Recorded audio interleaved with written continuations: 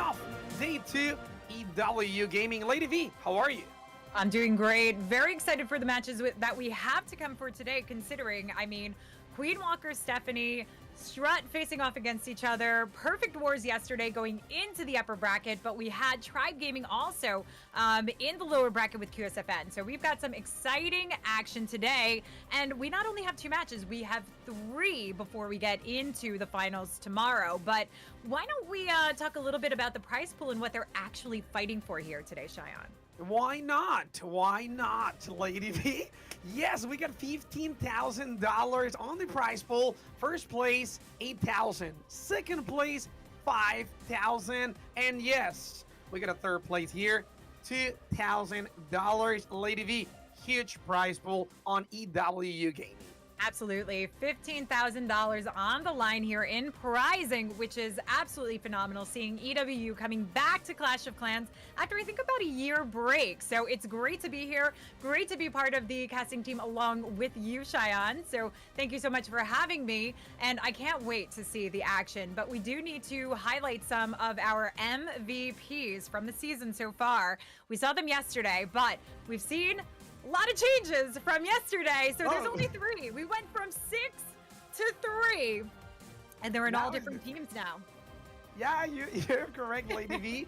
Exactly, just Queen Walker's, Japanese Kazuma, Rick Heroes, Tribe Gaming, and Mexico, Latin America here with Rigo Torres, 23. $300 on the MVP, like you said, my friend Lady V, sponsored by RH Base Building.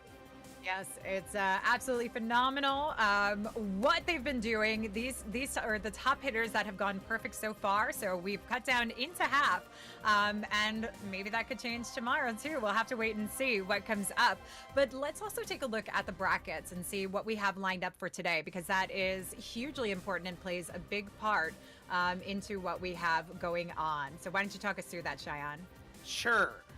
Our first war will be Queen Walker, Stephanie, Strut Esports, OMG. Be ready for this. After that, we got QSFN, Tribe Gaming, and we got the third and last war, which is the loser of the 5th war, which is Queen Walker, Stephanie against Strut, and the winner of the match 6, which is QSFN, Tribe Gaming. Lady V, are you ready for this? I am so ready for this, and this is going to be a tough one. I'd love to see what people think of these matchups, of who they think is going to get the win on it. And I think right now in our YouTube live chat, we're in subscriber mode only, so that we can't really see what they think. We might need to change that in order to give the viewers the opportunity to talk about what's going on. But in the Twitch chat, you can always let us know, and maybe we can even get some predictions going. But if I were to ask you, and I know you hate this. I know you hate being put on the spot. I'm going to do it differently this time. We have 2 teams coming in this upper bracket match. Queen Walker, Stephanie, and Strut. Both with perfect wars yesterday against their opponents. What do you think that we'll see coming into that? And you can see this is what the lineup this is what we have. Queen Walker, Stephanie, perfect war. Do you think we'll see those high hitting scores? Also knowing that in the VN Invitational that they faced off against each other, Queen Walker, Stephanie won the last match by, it was 14-12. But I'm sure they're trying to save bases and not really have to expose everything they need for this big grand prize pool. Yeah, actually, your question yesterday was so complex, but your question today, it's so hard. So we have to talk about the team roster, and then I can give you a huge answer for your question, Lady V. Queen Walker, Stephanie, we know them. Ryuta, Gaku, Stars, Kazuma, and Klaus, Japanese players. Over here, we know them, and the new player, okay, I can call new player for Kazuma, and Kazuma is one of the most powerful players right here, right now, for Queen Walker, Stephanie, Lady V. He really is. Kazuma's doing phenomenal work here for the lineup, but we also have lineup for Strut as well. And speaking of new players, we have Tryhard who joined the team this year, but we do not have, hold on, this is switching up because we've got Sir Iron in the mix, who is our base builder. We've got Ass, we've got Boom, we've got Yo-Yo, but we do not have Mask playing now today. So a little switch up in the roster, but this is part of the 6-person team. It just so happens that Sir Iron also is a base builder for Strut. Oh my god, you're right. Actually, Sir Iron. Whoa, I like this player. Like you said, he's a huge base builder. So, hello for all base builders around the world. You're doing a huge work around Clash of Clans esports. And well, before my opinion for this war, which is Queen Walker, Stephanie, and Strahd, I have to tell you, we are live on YouTube and we are live on Twitch, EWU gaming channels, obviously. And thank you for being here for us. So, my opinion. Okay. First, my score, 15-15. This war will be 15-15, LadyB. Sorry, I have to say this because both teams are so powerful. We got Queen Walker Stephanie with double second place on the World Championship of Clash of Clans. Be careful, 2020 and 2021. And what about Strahd? We got players with this trophy of the World Championship of 2020. So we got a lot of power on this war. 15-15, my opinion on this war. What's your call, LadyB? I think we're going to see some defenses coming through. We saw it in the previous war from the teams, and there's so much on the line here that it's going to make a huge difference for them. Because if you win the upper bracket, you get the advantage going into the finals tomorrow, because it is going to be one of those best of threes with the team leading off having a 1-point advantage. So that means if they win the first war, they get the win. They're done. But if the losing team that goes down through the final match today winds up getting a win in that first war, they get to bring it to a second match. So that's where we could see quite a big difference going into it. That's correct. So that's going to be like extra pressure right here, right now for both teams, for all the players. So like I said, for every match, good luck for both teams. The best of the luck for you today. And you know, if you win this war, you are in the, I don't know, how can I say this, like in a perfect spot for your team, because like you said, if you win tomorrow the war, you got it. You got the first place of EWU Gaming on this, the 9th edition. Hello for the all production before and behind this super tournament. Thank you for all your support, especially Tomahawk. Enjoy. Yeah, this is going to be an exciting matchup. We're waiting patiently. We have just about 4 minutes before the attacks actually go live. So this gives us the opportunity to talk a little bit more about our own predictions, but also get the chat talking as well. So, you know, you're thinking to see 15-15. I'm looking to see maybe just a little more defense coming into the mix. I think it's really hard to say, considering that Queen Walkers just came in with a 15 to 12 star war against Strut. But what was interesting to watch actually was, you know how Queen Walkers typically come in with the same lineup, like the same player rotation? They broke from that today. They completely broke from it, which is almost unheard of. And they got near close to actually taking Strut down in a round robin style match had it not been for the 14-star finish. If they got 15 stars, they would have knocked him out, won the $2,000 prize pool. But at the end of the day, Strut won the overall war because of the round robin fashion of it. You're right, lady. And I'm sorry. Wait. No, does that change your mind on anything, knowing that?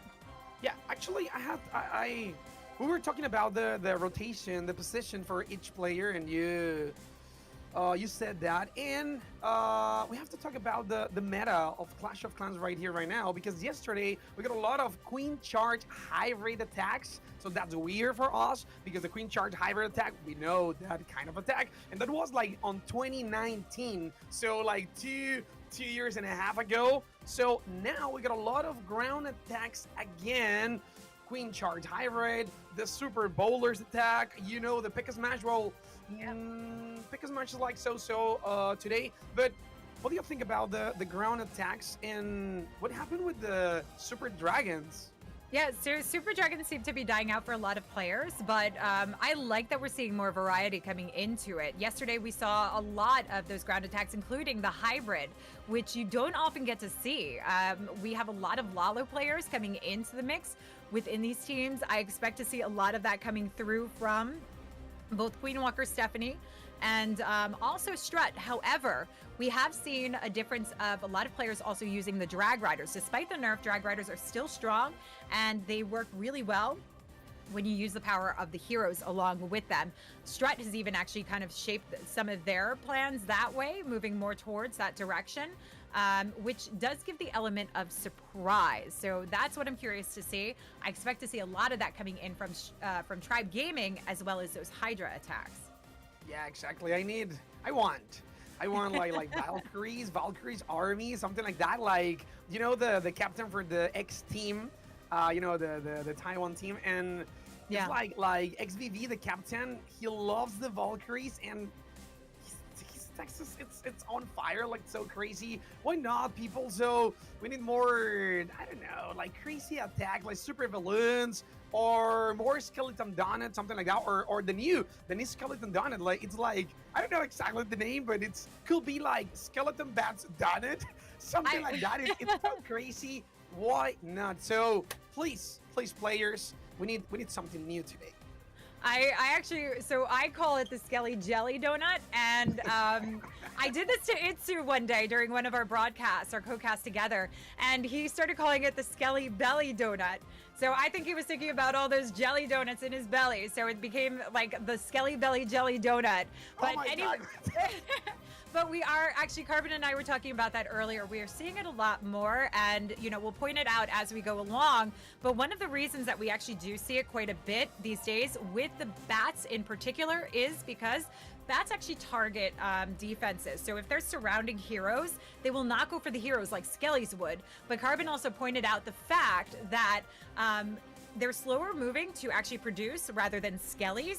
So if you miss with your invisibility, there's a little bit more just leeway for yourself. So this can be a much easier approach. But definitely if you see those heroes, that's where you want to use your bats, because that is going to keep them focused on the Inferno that you want to grab. But we always use the skeletons, obviously, for the CCs in that case. Yes. Well, we were talking about players, teams, prize pool, bracket, EWU gaming, but we want to know something about you, Lady. What's your favorite army? I want to know that. So from my end, I love watching Lalo. I'm a huge Lalo fan because of the exceptional skill, and I'm not good at it. That's why I like it. I appreciate watching it, just for the simple fact that it is a very skilled attack. And it looks like we've got Gaku coming in, starting off, not with, well, wait, hold up. We've got Gaku coming in with the Lalo, but he's only got 21 loons. So this does mean that he needs a lot coming out of the heroes to work through with this. And the Stone Slammer is going to come heavily into play. If we don't see the Warden come in to the mix with the King, which I don't see a log launcher, I suspect we're going to Lalo through the Town Hall position. You're right. And finally, we got the first attack. The first player of Queen Walker, Stephanie. Queen charge Lalo, like you said, my friend. And watch out that super baby dragon taking out the Eagle Artillery on the left part, and then making a good funneling using the King on the south, trying to beat that scatter shot, and maybe connecting that Queen charge into the middle to take the multi-target Infernal Tower, double super wall breaker, and I think the strategy was pretty good. Yeah, definitely a great way to get into this base, but the Queen's still hanging on here, needs to get through the CC. Multi's not going to be an issue, but how deep can he dive into this one? There's no jump to connect, so again, he just needs to keep this opening and work through. I could see the Stone Slammer coming in for the scatter shot and the Lalo coming in for that Town Hall, and that is perfection. However, the Queen, she's going to veer off and follow the Hound rather than going for the multi, and the healers are targeted. He should be freezing this up. Single's going to start roasting them one by one. Hold on. They're out of range. The Queen's taking the focus, but healers are going to die out, and that multi is going to stand. So this is going to be a little bit problematic. So he adjusts the position of the Stone Slammer, which would have come in from the 12 o'clock side for that back-end scatter. He needs the Royal Champ to do a lot of work in this one and help out.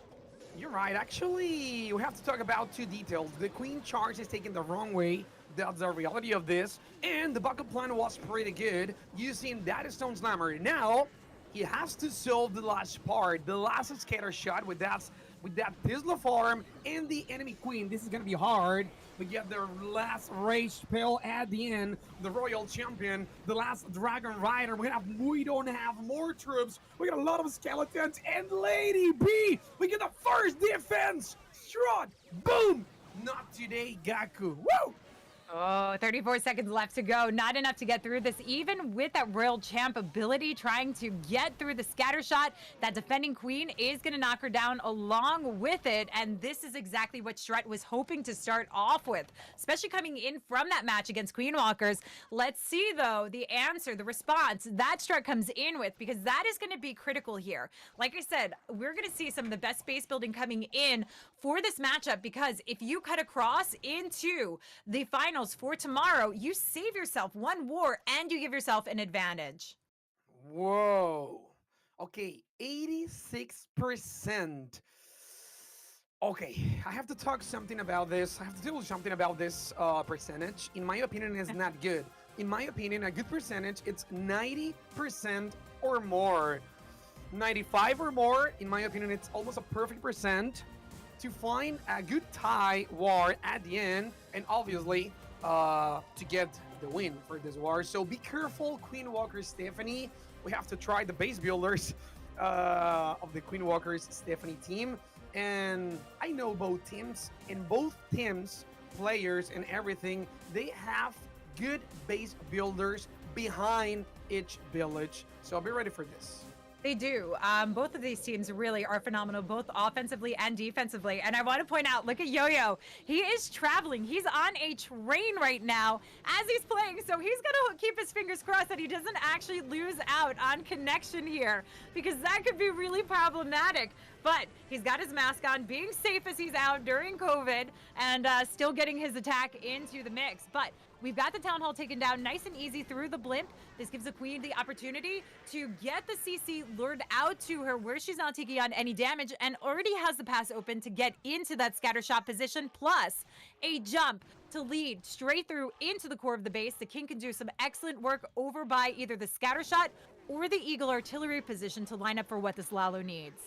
Correct. The Town Hall is not anymore in the village. So that's the first part of this strategy. Now the Suicide Heroes making a good tank using the Ice Golem, going for that scatter shot, the enemy queen. Look out the detail for this Valkyrie. Why the Valkyrie, Lady D? Because if we get skeletons or something like that, the Valkyrie can take out all of them. So take a note of this detail for JoJo 23. And then another detail, we get the skeleton spell behind the king. Why? Because the royal champion needs protection. She needs that protection, and then a double hit hunter to take out the king from this village. Absolutely. And the reason of that Valk coming into play is because of the change in the Yak, which actually used to do splash and no longer does. So that used to take out the skeletons, but no longer does since the update months back. But the Queen has died out. Single still stands. Royal Champ has the opportunity with her Seeking Shield to try and cut off the pass. And the reason we'd want to do that is to try and avoid cutting through the centralized area of the base, which is typically known as the damage zone, where you see a lot of those air defenses coming through. But she cuts through and doesn't make it to the single, so he is going to wrap around, and there's no spell composition to save this one. Nothing to hold back the scatter shot, and we are going to see an exceptional defense coming in. You were talking about low defenses. This one is also going to be low, but it's going to be quite a bit lower. What was it, 85% for Queen Walkers? Oh my god. Okay, I have to say something. One phrase, Lady B, for this. Just one phrase. Yeah. Hello, base builders. You're doing a huge war today. Congratulations. Okay, but watch out the percentage. Watch out the percent. Like you said, my friend Lady B, we got 10 seconds. And the percentage, it's more than the last attack. 90%, and the last attack was, I think, 86, 85, something like that. So, Strut, this team is leading this war for now. Yeah, beautiful job. At least getting to the 90%. So this is tied up on stars, but percentage-wise, we've got the lead for Strut, and that gives them just a little bit extra of an edge, but we're only talking about maybe 5 buildings difference overall, which isn't that big of a differential. This could easily switch over to any side. I mean, I think what we can say is, regardless of what you and I thought about what we'd see war-wise, star count-wise. Yeah, I think what's going to happen is it's really coming down to the defenses, and it could switch easily. I think, like I said, we're going to see defense coming through because they want to get that extra head into tomorrow's war. They want to get that one extra win going into it. Yes, that's the reason. This war is very important for both teams. So Queen Walker, Stephanie, Strud, be ready for the next wave. But the second round of attacks. Who's gonna be the next player? Maybe Kazuma for Queen Walker's Stephanie. Let's take a look. Let's take a look because this is gonna be so high. And we got 3 wars for you today. This is the first one. This is only the first one. And yes, Kazuma, it's over here, right now with us. Queen Charge Lalo again. A lot of balloons, Lady B, in the air. A lot of balloons, and we've got Kazuma, who is an exceptional hitter that has actually taken over for Stadra, who is a ground attacker. And I find that interesting only because it was great to see the versatility, but he really has held the team going strong. I do expect to see a triple from coming from him because he is very successful in this and has got a beautiful start to this. Now, when we see these anti-3-star bases, often you're coming into the backside of where the town hall is. A lot of people ask, why do people leave the town hall on the outside edge of the base where it's easy to get? It's because of the value that you need to pick up from the opposite side in order to actually make this work. So he opts to go in with the heroes. Even, are we activating the Warden? We are bringing the Warden to come into this to get this nice deep push coming in. And that means we've got to get the town hall taken down. He's got to get away. He's got the jump to get in, but the Queen Charge needs to survive. And those healers took on a massive amount of damage already.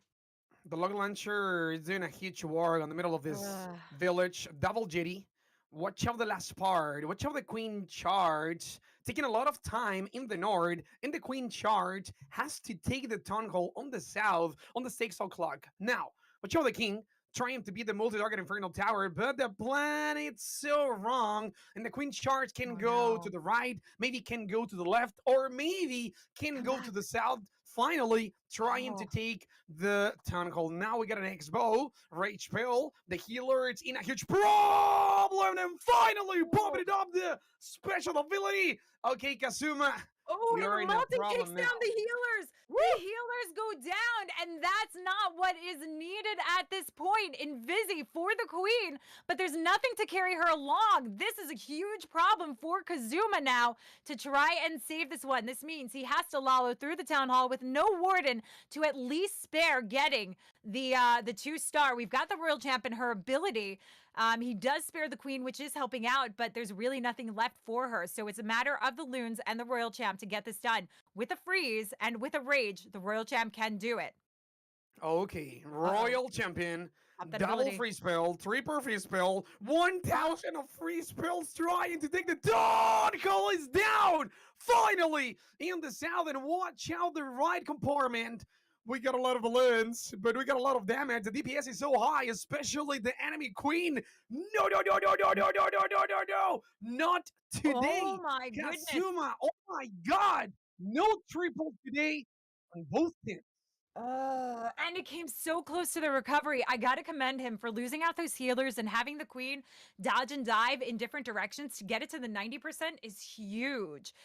Phenomenal job to him. But again, we get to see the defenses coming through, which is exactly what you would expect to see in a match like today. We've got a $15,000 prize pool on the line, a lot of money, with first place walking away with $8,000. So to get that advantage going into tomorrow's match, having that one additional win, so you only, if you get the first win, that's all you do is play one war. If you lose, you get the chance at another war, but you're going to have to burn more bases. So we'll see. But that's where the defenses come huge into today's matchup here. But equally, they're still going to have to save some for tomorrow. But so far, both sides coming in very strong with the defenses. Yes, I was totally wrong at the beginning of this war because I said, oh, Lady B, this war will be 15, something like that. No triple for now. Sir Iron, okay, the base builder and pro player. And finally, oh my God, we get a Queen Charge, Mass Dragons attack. This is my favorite attack. If you want to know my favorite attack, Lady V, this is my favorite attack over here. And maybe the Queen Charge can take the Eagle Artillery on the right compartment. Yeah, so looking like she's got a nice line pass, but she's not going to take on the Eagle Artillery here. She's actually going to she might weave her way back in and around, which is going to be perfect if we can get the king into the scatter shot. But we need to see there's a lot of meat here to pull her along the edge and work on the inside. It's the king on the outside edge and getting the Hydra to force the queen in to take this on, which is perfect. But we need her to continue through. She does like to be through walls, but she's got the openings to weave her around in and around the outside of the base. What I would have loved to see was a Royal Champ a little bit further over towards that multi-targeting Inferno to limit the pathing for the Drag Riders. Not that the multi does a lot of damage, but to keep them a little bit closer knit together. But Chow, the perfect timing was correct. The Suicide Blame, it's on the Town Hall Rage Pill, and finally we got, I think, a double Jetty beating the Town Hall. Free Spill, we got a lot of action around the Town Hall, and yes, at the end, double Jetty on the left compartment. Watch out the Queen Charge. The Queen Charge was very important on this attack because it was the push for all dragons to going to the Town Hall or to protect a Blame. Now, the special enemy Queen. Oh my god, that Queen goes down. Anymore. Okay, yeah, get another defense. Okay, this is incredible. This is not normal in a Super War, LadyB. No! You expected the queen to go through. He had a freeze. He could have held off that scatter shot. He lost the queen. All the damage coming in was just too much. So he's trying to get the Royal Champ. Doesn't even have the benefit of hers. And it is going to be another defense here. But if they get another structure down, they will still command the lead on percentage. We're looking, though, at a tied-up war with defenses holding strong through both. These drags do not have enough power to finish it off, especially with the defending queen. The Skelly's distracting and that scatter shot there. But percentage is going to be where Strut needs to keep commanding the lead. But Shion, when I said that we were going to see some defenses coming in, I didn't think we would see back-to-back defenses in this war. I thought we would have seen a triple by now. I want to know what chat thinks. What do you think? We've got YouTube here. We've got Twitch here. Did you expect to see this coming in this war? If we want to get a title for this war, my title could be like, I don't know, the Base Builders War, something like that. Because, oh, come on. Congratulations, Base Builders, because you got the war over here. So I'm so impressed for this, LadyB. And yes, you said we're going to get a lot of defenses today. And, well, we get all defenses today in all the attacks. Yeah, Raju on YouTube actually said going to be a close one, both teams struggling. And I think it's less of a struggle rather than exceptional base building coming in. So this is absolutely phenomenal. And this is where you need to credit the base builders because it is not easy to defend in this current meta. We're talking about a meta in which we have every variety of attack, which we saw yesterday. I mean, we saw hybrids, hydras, Lalos. We saw, I think we even saw super witches in the mix. We saw, just Yeti, super Yeti smashes, Yeti boulders, like everything under the sun we saw. And how do you try and defend against that, especially when you have very versatile teams that you're going up against? Yeah, you're right. We got a lot of kind of different armies. So it's hard to be a base builder today because you have to be ready for dragons, maybe with air attack, or maybe you have to be ready for a hybrid, which is another world of attack. So you have to be ready for the next attack. Right here, right now, we got stars. Queen Walkers, Stephanie. Okay, Suilala, but before we get 4 invisibility spells, could be a Blizzard, or could be a Skeleton Donut. So we have to be ready for the first spell on this attack. 3 minutes 5 seconds using the previous time. Finally starts. We are in, and yes, we got it. This attack, skeleton bats. I don't know this name. Attack, LadyB. Help me, please. I just go for the Skelly Jelly Donut because it looks like a jelly donut on the inside with the purple. Cece, we need to zoom in. Is it going to go down? Yes, it does. So he gets the Inferno. He gets the CC taken down, which is exactly the value that he wanted out of that. And again, You see the use of the bats, because we have some heroes close by, but also because of what Carbon had mentioned earlier today in one of the wars, the fact that it's much more forgivable if you miss that invisibility spell. But this gives the opportunity for the queen in your hero dives or your king or whatever you're doing to come in without worry in a high damage area of the CC troops coming out to target that town hall. Queen's not going to walk. She will get pulled back in, and the Skellies are actually producing some great distraction for her. So she has just, wait, just enough power to get through the town hall. Oh my goodness. OMG, the responsibility for that queen was so high, and finally, she can take out the town hall. Now, we got the king and the royal champion taking all the right compartment, and finally, the air attack. Lalo, three different lines using balloons. We got the minions cleaning up everything behind. We got another lava in the stone slammer, making two good points over here, taking out defenses and protecting all the balloons. I love this attack. Starts. I think we will get the first triple. I think so. This is looking mighty strong with the Stone Slammer still hanging in there, providing tank. A beautiful freeze over top of that scatter shot really does help this out, along with the haste that's going to push a couple of the loons through into that wizard tower on the back end. But because he's got a nice split of the loons and a huge pack, this helps out with any splash damage. More than enough time to get it done. And despite the red air bombs, he's got too much power left. So yes, we are seeing our first 3-star, which puts the pressure now on Strut to perform. They've held the lead, but it doesn't mean that they can keep it going if we have another defense coming in from Queen Walker Stephanie.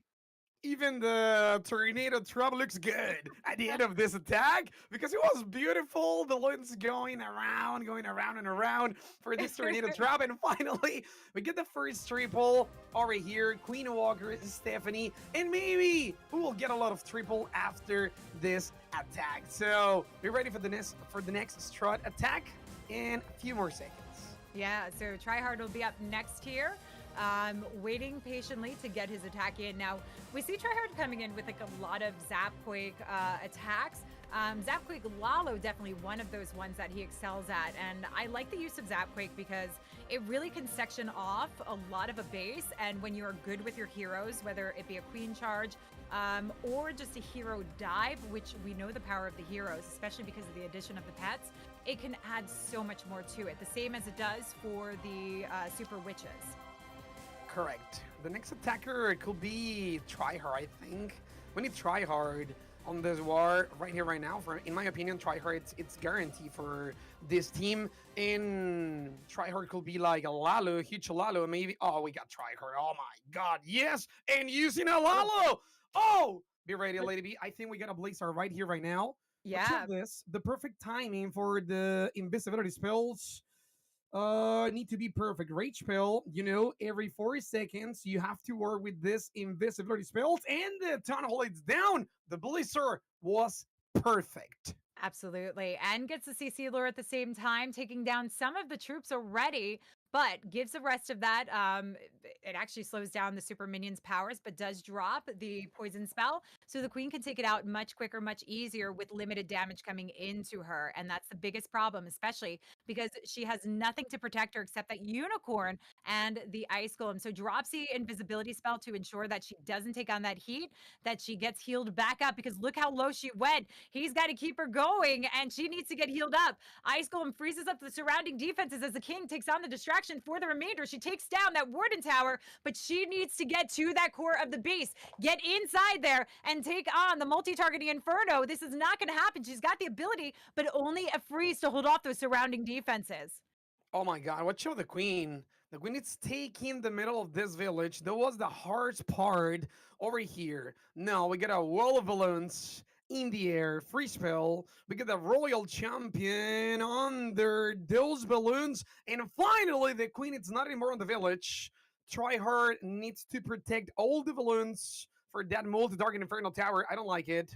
We got more balloons, the air sweeper, and at the end, we get the enemy royal champion waiting. Ooh. All of them. So I don't know, LadyB, but I don't like it.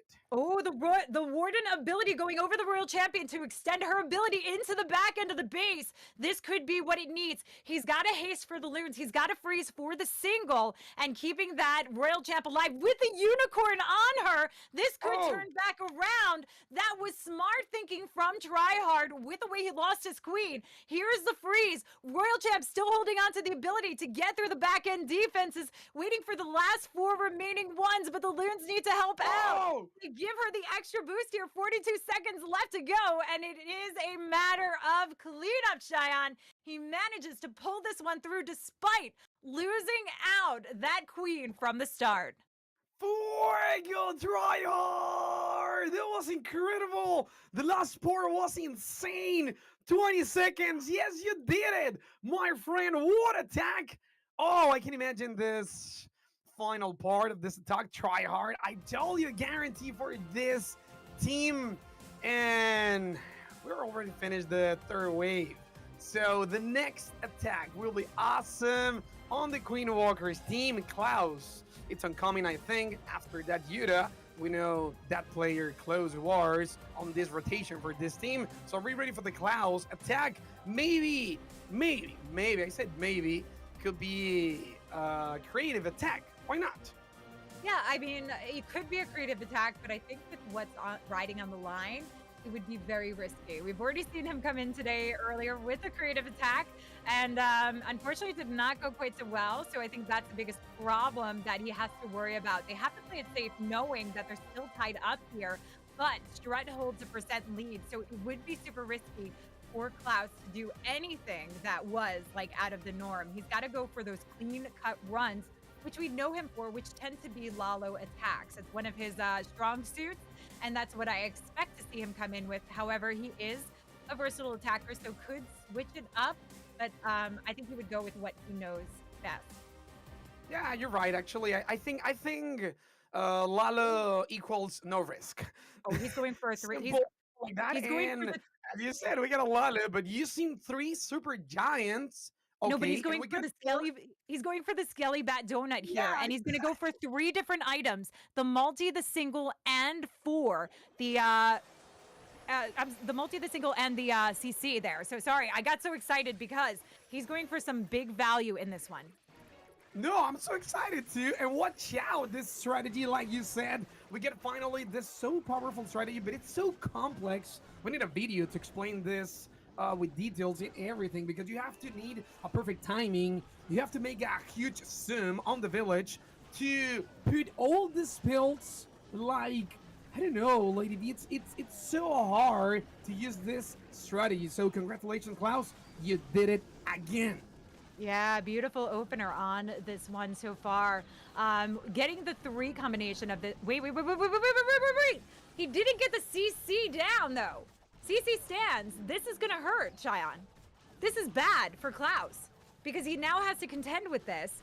And despite the king and queen doing great work, the CC not going down is going to force it coming out while the queen is trying to get to the town hall here.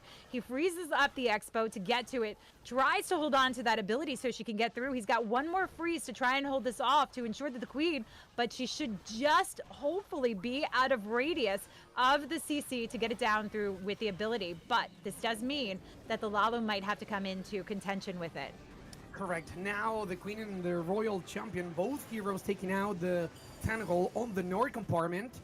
We got a lot of balloons. The warden protection was perfect. The stone slammer making a backup plan, a back out strategy for all the balloons, and watch out the last Lavahan on the south compartment, trying to protect all of these balloons to take out that eagle. Yeah. See if he can recover from this one, and doing it nicely so far with the Stone Slammer coming in. He's got 5 extra loons to surround it, so great recovery on this with a haste to come through into that Wizard Tower section, which is the splash that you worry about. But considering that he's got the lead of the Stone Slammer, which will open up due to the splash here, he does have what it needs for the 3 stars. So keeping the pressure on to Strut, and we're talking about by like a narrow percentage here. Look at that, 55.2 to 55.4% overall here. It's not a huge difference between these two teams right now. Loon's struggling to still get past, but they have the time to do it. And he's got 2 extra Loons that he's bringing in for the Archer Tower podium to finish the job. Another triple. I told you, after the first triple, we get all the triples of this war. Good attack. Klaus again, the most creative player around the world. Well, that's my opinion. And be ready for the next attack. This was the first forward attack of the forward wave. So be ready for this. Strut, it's in a huge situation. I mean, both teams. So we need the final part of this war. It's gonna be insane. Yeah, and we should have Ast up to bat next for this one. Ast was not playing earlier today, but when we talk about versatility for Strut, he is the most versatile attacker that they do have. He's gone from super drags to massively beautiful Lalos, to drag riders, to super bowler smashes. So he can do just about anything. And I would say he was probably one of the best super drag attackers out there for quite some time, but he seems to have taken a step back.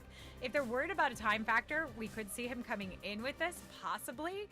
But it's been a long time since I've actually seen him come in with super drag. So opting to go for the Lalo. And again, we've got the Skelly Bat combination. So we look at the proximity of where we have the CC.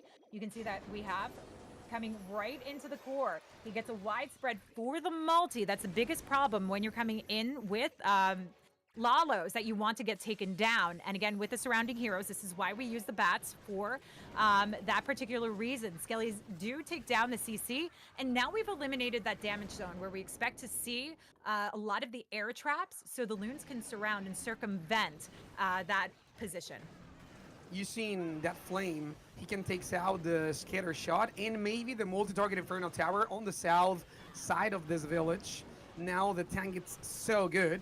I think Ast wants to take out the Tunnel Hold using that king and the queen, but before, they have to take out the scatter shot. And watch out the Royal Champion just making a huge cleanup of that part of this village. Finally, the king is hitting the Tunnel Hole, and the Tunnel Hole, it's down! It's not anymore on the village, my friend LadyB. Yeah, not the town hall's taken down. We've got the Flame Flinger still going strong. Queen picks up the scatter shot there, still has her ability to come through, drops the invisibility to keep her safe with the unicorn so she can get a little bit more value and hang on to the ability just a little bit longer. That Flame Flinger, though, still going strong and working its way down the backside of the base. I'll be curious to see what actually comes out of this. Maybe some Rocket Loons, Yetis coming through, or maybe a drag rider with the Loons to try and help for the back end as the Loons are pathing into that Eagle compartment. But the Queen did phenomenal work lining up what's needed for this Lalo pathing. Be careful, a lot of balloons. Last part, the Eagle trying to heed all of these balloons. So we get the Dragon Rider taking out the Archer Tower. Finally, the Flame using a super balloon, a group of balloons. The final Dragon Riders, we got 50 seconds! Fuego! Ast, and Ast. Strut with another triple. I told you, LadyB, triple by triple after the first triple. Triple, that's the word. Yeah, and I want to point out this beautiful lake house that he's in. I know that's his summer home because I've actually interviewed him from there, and you can see the beautiful scenery behind. That probably makes it easier for him to be nice and calm and get that triple coming in. So we started off with defense after defense after defense, and now we're coming in with the 3 stars, but we need to close it off with the 5th attackers, and that means Yuta is up to bat for Queen Walkers. He's got to take a nice deep breath and get prepared and ready to go, but he's used to the situation of being in this position. So I don't expect to see too much pressure on his shoulders because this is what he does. As the leader, as the team captain of Queen Walkers, he often has to be in this spot to finish off the job, which I think is commendable. We have to calculate the percentage at the end for this war. It's gonna be a huge end, so be ready, guys, for this. It's gonna be insane. I'm so excited. The last attacker, obviously, will be Judah from Queen Walkers, and I think it's gonna be Lalo. It's a guarantee army, and Judah, it's an expert using this kind of army, so be ready Lady B, the next attacker, Judah with Lado, in my opinion. I am very ready, and I expect to see exactly the same thing. I also want to give a huge shout out to those coming in from in-game over on YouTube and those here in Twitch chat. As we go along, make sure to let us know who you think is going to get the win. Do you think Yuta's going to get the triple in this one? Do you think Strut is going to finish off with the 3-star? So far, very small margin between these two teams. They're tied up on stars, but it's a percentage that matters, and Strut has the overall time factor. So Yuta looking to pick up a triple to make it easier. We send in the Rocket Loons to cover for the Blimp to come in for that Town Hall. Gets a CC lore. Let's see if we're going to drop those sneaky gobs in. Yes, we do for the Town Hall. Gets everything he needs and starts a Queen Charge off to take down the CC and make her way over down towards the 6 o'clock side of the base. Yes, and I think this is the second favorite army of Judah. I think that's the Queen Charge Dragon Rider, because the first one it's Lalo, but now the Town Hall is not anymore in the village. It's history now. 2 minutes, 15 seconds. The time is so good. We get a simple archer trying to take out the golden storage. Okay. Yeah, that was the decision. And what about that X-bow? It's out of range of that Queen Charge. He has to cut the village on the south, maybe using the king, trying to push that Queen Charge into that multi-target Infernal Tower and the enemy Royal Champion. Uh-oh. So we had the Yeti flipped, which does not necessarily help with the funneling that he was hoping for to push his queen through.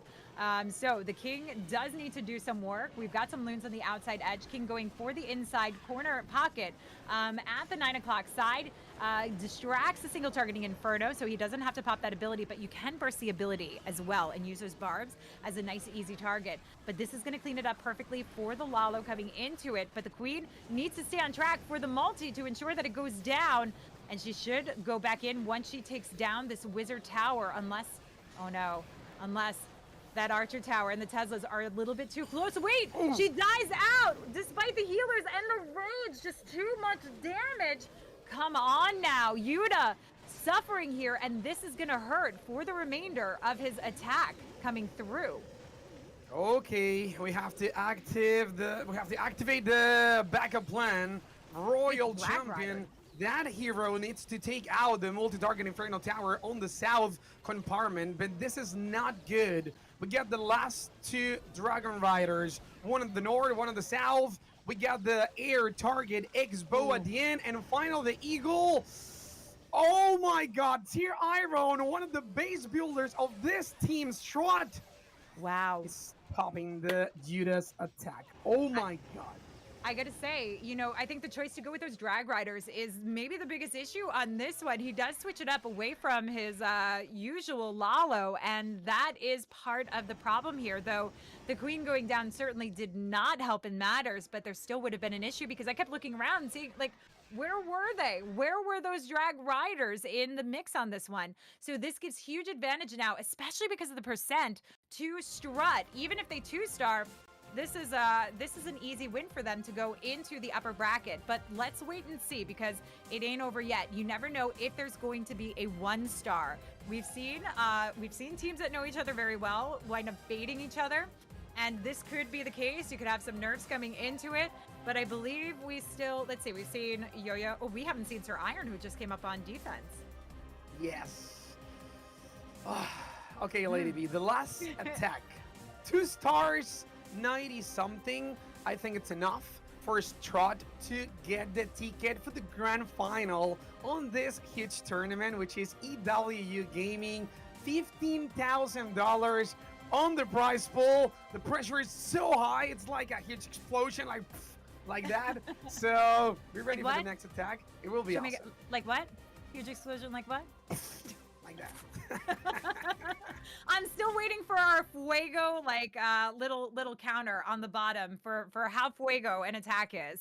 I think we got to see if we can do that for tomorrow's war for the grand finals. We need a Fuego counter, but we've got Bloom finishing it off. I was wrong. I guess we saw Sir Iron already. He must have come in with the hybrid into the mix. So Bloom finishing off for today for Strut, and all he needs to do really is just get a safe 2-star. They're in the clear because percentage-wise they had the lead, and with the lower percent from Yuta, which is very unexpected, it does give them a huge advantage.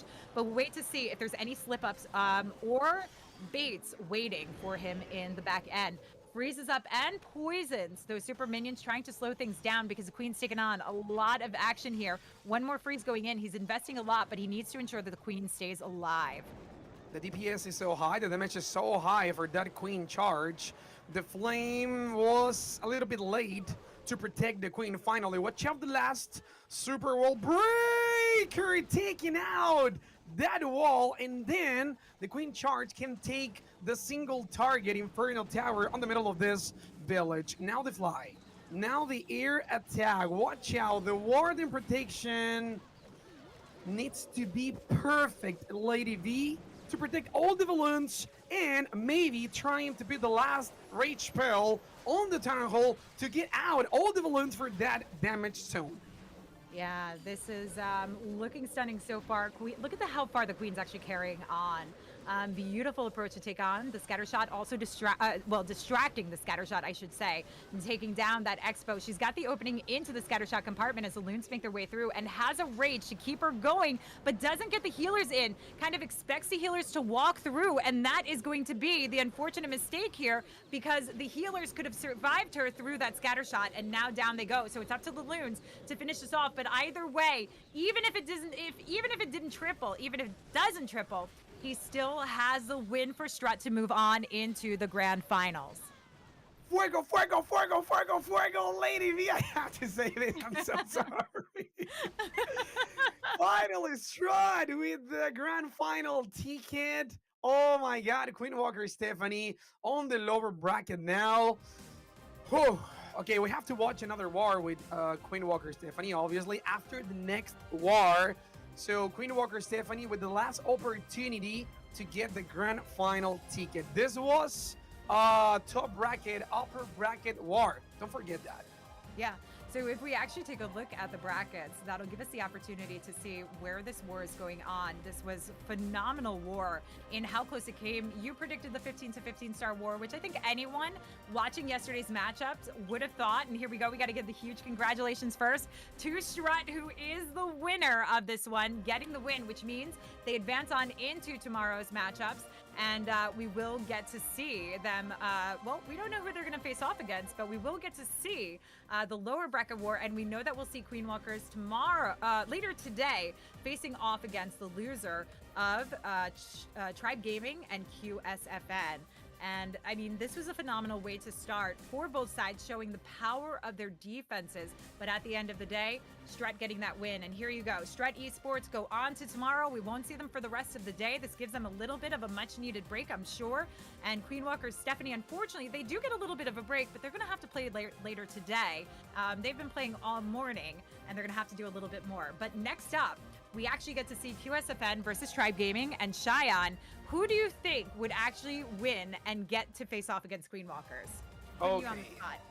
Okay, again, that question. Okay. Again, that question again. Okay, I think, my opinion again, QSFN, like I said yesterday, hi, Serginho, Sergio, the CEO from this of this team, which is QSFN, Brazilian players, you have to know this. I think QSFN can take the lead of this war at the beginning, but I don't know at the end, because Tribe Gaming, you know, we got like Stars team like this. We got Kronos, you know, we got Nebrax. We got a lot of power on this Tribe Gaming. So I think QSFN can take the lead at the beginning of this war, and at the end, maybe Tribe Gaming can take this war at the end. What's your opinion? Yeah, I mean, I think Tribe Gaming has the opportunity. I've been watching QSFN all morning, and with that, we've seen some ups and downs. I think Tribe Gaming also has some really exceptional defenses. As much as I'm a fan of QSFN, and I've seen them come really close, and they did a spectacular job getting here, I was definitely impressed. I'm always impressed with Tribe Gaming, and they've got Rakiras on their team, so I think that's enough said. QSFN, Tribe Gaming, like we said. Caetano, Brazil, Lucero, Brazil, Giovanni, ESK, and TME, QSFN ready to take the ticket for the next round. You know, Queen Walkers, Stephanie, all the players are awaiting the winning team. Yeah, so we've got Tribe Gaming, Fluxy, Rakira's Knowledge, Nebrex, and Chronos. Knowledge is a base builder, like we had Sir Iron in the mix. So I think this brings a unique opportunity to the team. What do you think, Shion? Okay. Fluxer, Rakiris. I said something special for Rakiris yesterday, and you know, Lady V, the Rakiris attack yesterday was incredible. Okay, I had a dream with that queen taking now the town hall of the Tom Pinay war. It was incredible. So I think Rakiris is the most powerful player on this team. But I have to check knowledge, powerful, the knowledge of knowledge, like I said yesterday. Uh, Again, my same opinion, same comment about this Tribe Gaming. It's like a rockstar team, something like that. Yeah. Tribe Gaming is definitely a rockstar team, being the first signed esports team of Clash of Clans. I mean, that's what they go down into history for, is knowing that they were the first team to come. And then, of course, we had Queso, Alvaro, who came into the mix following right after. So we had our OGs of Clash of Clans coming into it. And I love that. Like, I've been around in Clash of Clans Clash has been around for 10 years this August. I've been playing for about the last 8 years and streaming and casting for the last 6. So, you know, it's incredible to see those teams still living through, even though the players are changing up. But it looks like we've got Loop Zera coming in with the first attack for QSFN. So let's see how he starts it off. Loop Zera, you might know, formerly from INTZ. Strong Brazilian attacker. Let's see how he can kick off this war going up against Fluxy. Oh my God, you said something really special for me. We got 10 years playing Clash of Clans, well, almost 10 years in August. And yes, actually, I'm the official caster for Clash of Clans, but in Spanish. As you know, people, I'm from Mexico, Tijuana. You got your house here. And we got a lot of years on this, and I love this game every day. So now, we got to split heroes. The queen going to that town hall on the south compartment, while we're going to the right side. And finally, the king trying to take the eagle on the right, and watch out the backup using the royal champion, trying to connect that queen into the town hall.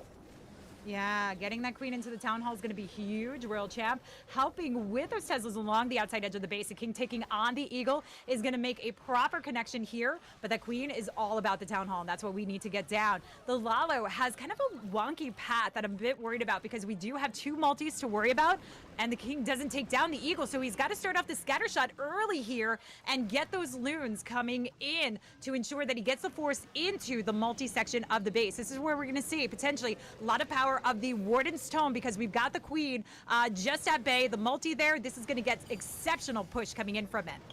Stone Slammer going to that multi-target Infernal Tower. I like it. We got a lot of balloons. The scatter shot, the last scatter shot is not anymore on the village. The CC troops, Ice Golem, Lava Han. We have a problem, maybe. We got a lot of balloons. Last free spell, and we get a double potion spell trying to take out the lava pops. We got time. We got balloons. We got the Loop Zera on this village, and it's guaranteed. Lady B, I need your flag over here. Okay, wait, let me try this. Fuego! I'm your fan. I'm your fan, Lady B. Yeah. There we go. So beautiful push coming in, great cleanup surrounding, and look at the distraction of the CC actually outside of the edge, which is perfect. So he's got everything he needs to finish off the job here, and this is just perfection. Perfection. That's the right word. Perfection. Yes. Lady V, 30 seconds. Minions, lava pups. A pair of archers trying to beat the last build, and it was the clan castle. And we get the first triple, the first attack. Brazilian community right here in EWU Gaming. We have to wait the first attack of Tribe Gaming in a few more seconds. Yeah, this is going to be exciting to see. Who's actually gonna kick it off for the war? I mean, Rakira's we know as one of the star players. He is the MVP for Tribe in this matchup, of course. So that puts him in a really good spot for this. Who were the other MVPs? I think Kazuma, possibly. Oh, we've got Nebrex coming in. Nebrex kicking this one off, and let's see. We've got an Electro Drag to work alongside with the Hydra. Now, the Electro Drags are great in areas where you have concentrated value, where you can get great value out of those chain effects. And that's exactly what he's doing here to shape up the form for the Hydra to come in. But we've got the Town Hall to worry about. We're going to come in from the opposite side as the heroes work through from the 12 o'clock and then cut that blimp across through the pathing of the Hydra to get to the Town Hall. Because I see 3 invisibilities and a clone and a single, I would expect maybe to see some minions, super minions coming out of that, but we can also see a huge clone bomb of loons coming out as well. Be ready for this blame. Maybe super minions, like you said, maybe a blazer. We got 3 invisibility spells, the air sweeper, the suicide blame, and finally, yes! You were right, super minions, rage spell, invisibility spell, clone spell, all the spells around the super minions taking out the first Inferno Tower, taking out the Town Hall, and taking out the second Inferno Tower. The strategy was so good. It really was. Beautiful job in here. We've got the drag still going strong. And of course, when we come in with any of these drag style attacks, what we want is the power of the heroes for the back end, reserving that queen ability, reserving the royal champ to come in. And they're working in conjunction together to get this done. So much so that I really don't think he needs all of these spells. He does drop the freeze for the air defense just so the drags can get it through. But like, seriously, he's got a minute 28 left. You can see the smile on his face. He's probably one of the best reactors when he triples. I mean, we saw it during the World Championships. I love to watch him triple just because he gets so excited every single time. It's like he's tripled for the first time. That's exactly what you think, right? I love his smile, and I think I remember it was like 1 year ago on a reaction for this player in Nebraska. It was like hitting the wall, like, yeah, I did it, something like that. So, oh, come on, you're crazy, you're so crazy. Always like, I love it, and yes, it's Nebraska league. Yeah, absolutely. So we've got 3-star after 3-star in this match. Very different from the upper bracket than what we expected. Not the defenses coming in that we saw. So I don't know. Where do you expect to see the defenses coming into this one? Are we going to see it later in the game? Are we going to see it next up? I'm going to put you on the spot here. What do you think star count wise in this war? No more defense. We got all the defense on the last war, so we don't need more defenses over here. We got a lot of defenses in the last war, so we need triples right now. We're ready for the next attacker from the Brazilian team, which is QSFN. Maybe Caetano, maybe Giovanni. Giovanni's so good using Queen Charge Lalo. So maybe Giovanni is going to be the next attacker, or Caetano. Caetano could use, I don't know, like ground attack for like Queen Charge Hybrid, maybe Super Bowler's attack, something like that. He's an expert, and like I said, he's a rock star on Brazil. Yeah, he really is. I love watching Caetano, and he's also former INTZ, like way back before they kind of switched up everything. Of course, INTZ has split up, and we have the different factions of the team. Also with SSG, with a few of those players over there as well, but still bringing in some of the best on their side. And this is why we've seen QSFN actually getting so close. I mean, it was unfortunate for the World Championships, obviously, for them in that situation where they did get the win, but due to some technicalities, they unfortunately did not make it through. But they have what it takes to actually be at this top level, and they've shown it time after time, usually keeping the majority of these top teams right to their level. So defensively and offensively, I often see them coming in very strong, but I hear those battle sounds, so we should be coming in with the next attack. And it is Caetano with the QSFN sign flashing behind him, head down, focused to get in with his Lalo as well. But you can see he's starting off with the bats, actually to distract the air defense, to start getting some value early on for this drag rider, which is very smart. Excellent use of just a bat spell. That's correct.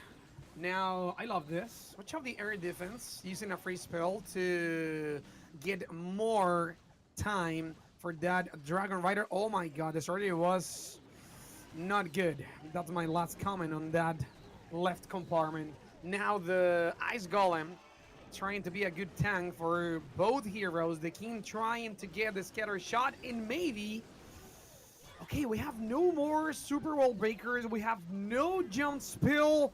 How can you imagine to beat the multi-target Infernal Tower on the middle? Maybe using the scatter shot, or maybe the scatter shot is going to the eagle on the left side.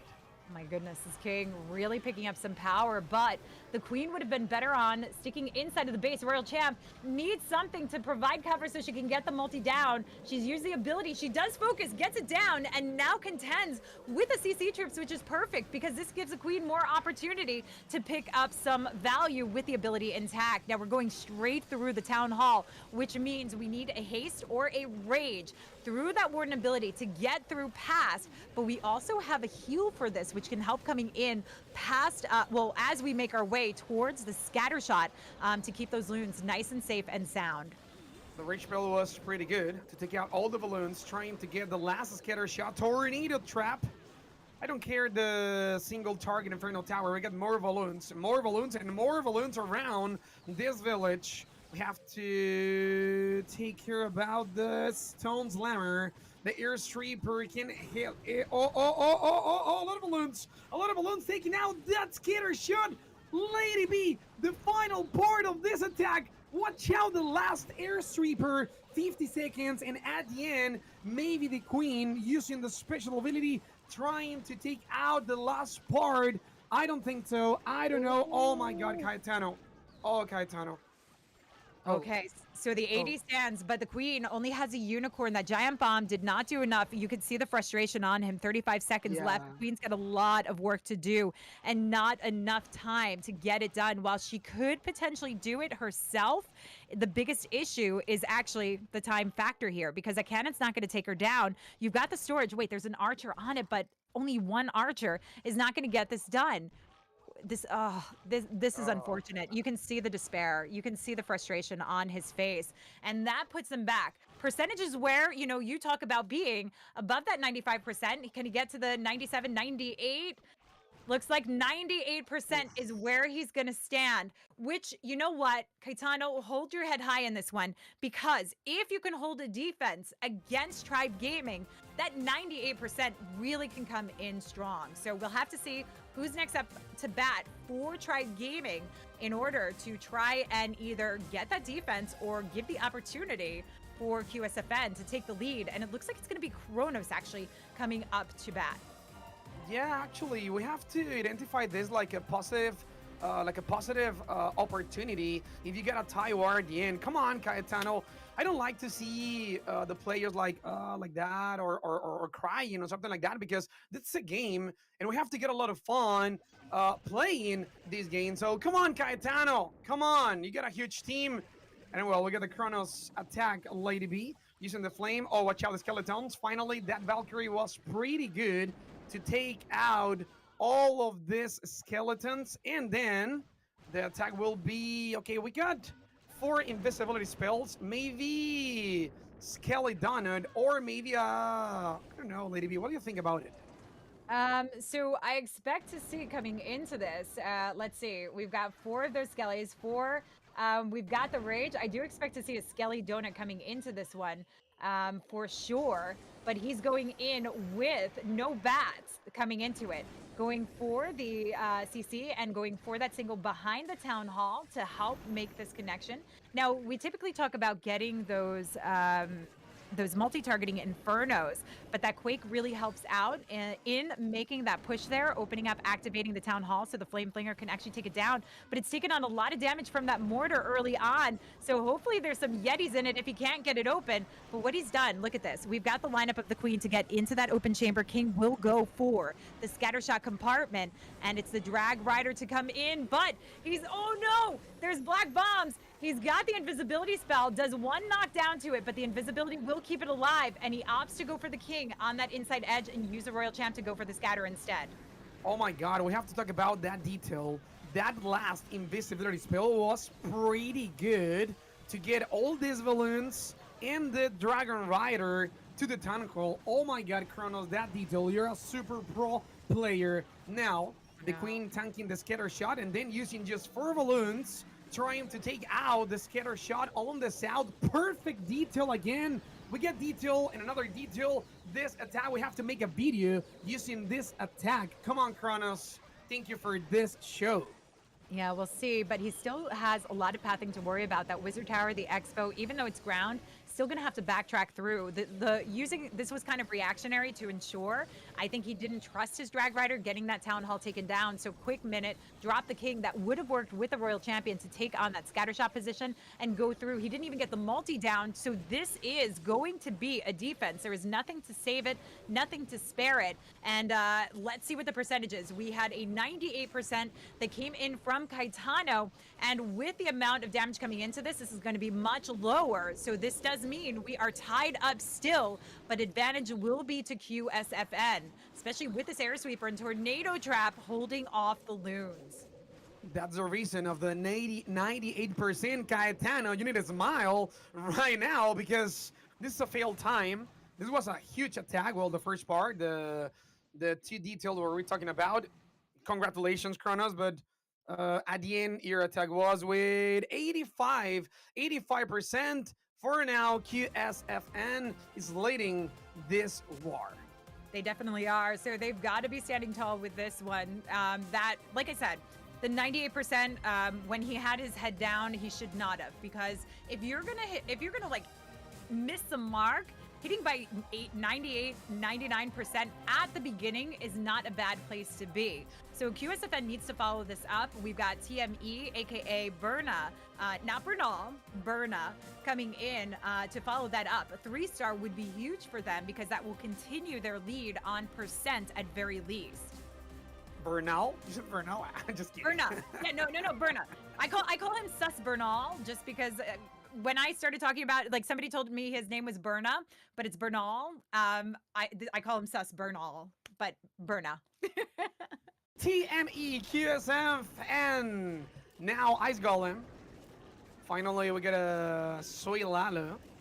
The split heroes, I think it will be here for now. Just a queen. Trying to take out the Tunnel Hole, the Super Wall Breaker. And yes, finally we get a split heroes. The king going to the left. The queen going to the Tunnel Hole. The X-Bow. The unicorn trying to protect that queen. And the time, watch out the time, TME. Almost 1 minute trying to take out the Tunnel Hole using the split heroes. I think we got a lot of time here. Definitely. Queen takes down the town hall nice and easy. Will die through the poison bomb, but the king still going strong, has a royal champ to cut across, and of course bringing in those skelly spells. We talk about the use of skelly spells in heavily saturated defensive areas, particularly when there are heroes around. So you've got the scatter shot, you've got the defending queen, you even have the CC coming out here, and that royal champ needs to get some more value. Would have been nice to cut through, take on that single targeting inferno, but he's got a blimp. With the town hall taken down, this blimp can do a lot of work cutting through the Lalo and taking on a portion of the base, maybe even the outside edge where the scatter shot is, to shape up what is needed for this. The potion spell was pretty good. Watch out the royal champion. Watch out the royal champion. Finally using the shield and then Stone Slammer. We got 3 different lines of balloons. Lava Hunt, the eagle almost down, and a double multi-target Inferno Tower. TME has to use those 4 free spells, especially on the multi-target Inferno Tower, and now we got the first one. Watch out the Stone Slammer going to the left part, going to the single target Inferno Tower. This is not good. Be careful on the last part. Just 1 minute. We were talking about the time at the beginning of this attack, and finally the time could be the worst part. Yeah, timing is an issue, but I do like the Stone Slimer coming into the core of the base, helping to take on. It can soak up a lot of the air traps in that position. Nice freeze over the multi to get those loons in, and the Warden helping out to clip it is huge, but he doesn't have a lot left to get through the remaining defenses, particularly the Archer Tower and that Warden Tower, but drops the invisibility spell to spare the Drag Rider, which I'm curious to see. Oh, he's low health. Is it enough to take down the Archer Tower? Can the Warden and the Electro Owl, Warden, the offensive Warden against the defensive Warden. Defensive Warden wins out all the time, but time is the factor, and this means they're giving the opening now to Tribe Gaming if they pick up a 3-star to turn this war around. Oh my god, more than 90%, 10 seconds. The percentage will change after this. 2 stars, and be careful, QSFN. At the end, we got 92. 92% TME. Well, we got a good percentage. Yeah. That's good for QSFN. As Cayetano on the first attack with 98%, so it's good. We have to wait the next attack of Tribe Gaming. What a war! I like it. It is. What I will say is that in the previous war that QSFN played earlier today, while they were playing in the VN Invitational Playoffs, they did have a 1-star defense against Team Ninja. So keep that in mind. They had some exceptional defense against Team Ninja. So Tribe was probably, well, actually no one casted that war, so nobody knows what happened in it. Everybody streamed the Queen Walker strut match, which we of course got to see again, a second time with a very different outcome and much unexpected just play overall from those teams. But if QSFN can come in with another defense, they could keep in the lead. Let's wait and see. But it's Rakira, so I doubt it. I mean, Rakira is known as like one of the best, if not best, Lalo attackers in the game. Okay, Rakiris, I'm your fan. That's the first word on my cast for you, Rakiris. Tribe Gaming finally using a suicide blame to take out all the left compartment and to take out the CC troops. Finally, to using the potion spell, and I think the queen, yes, double potion spell on the left part, and for now, trying to playing with the time using a simple bowler, trying to take out the golden storage. Okay, finally queen take out all the lava pops, and she can continue with this way.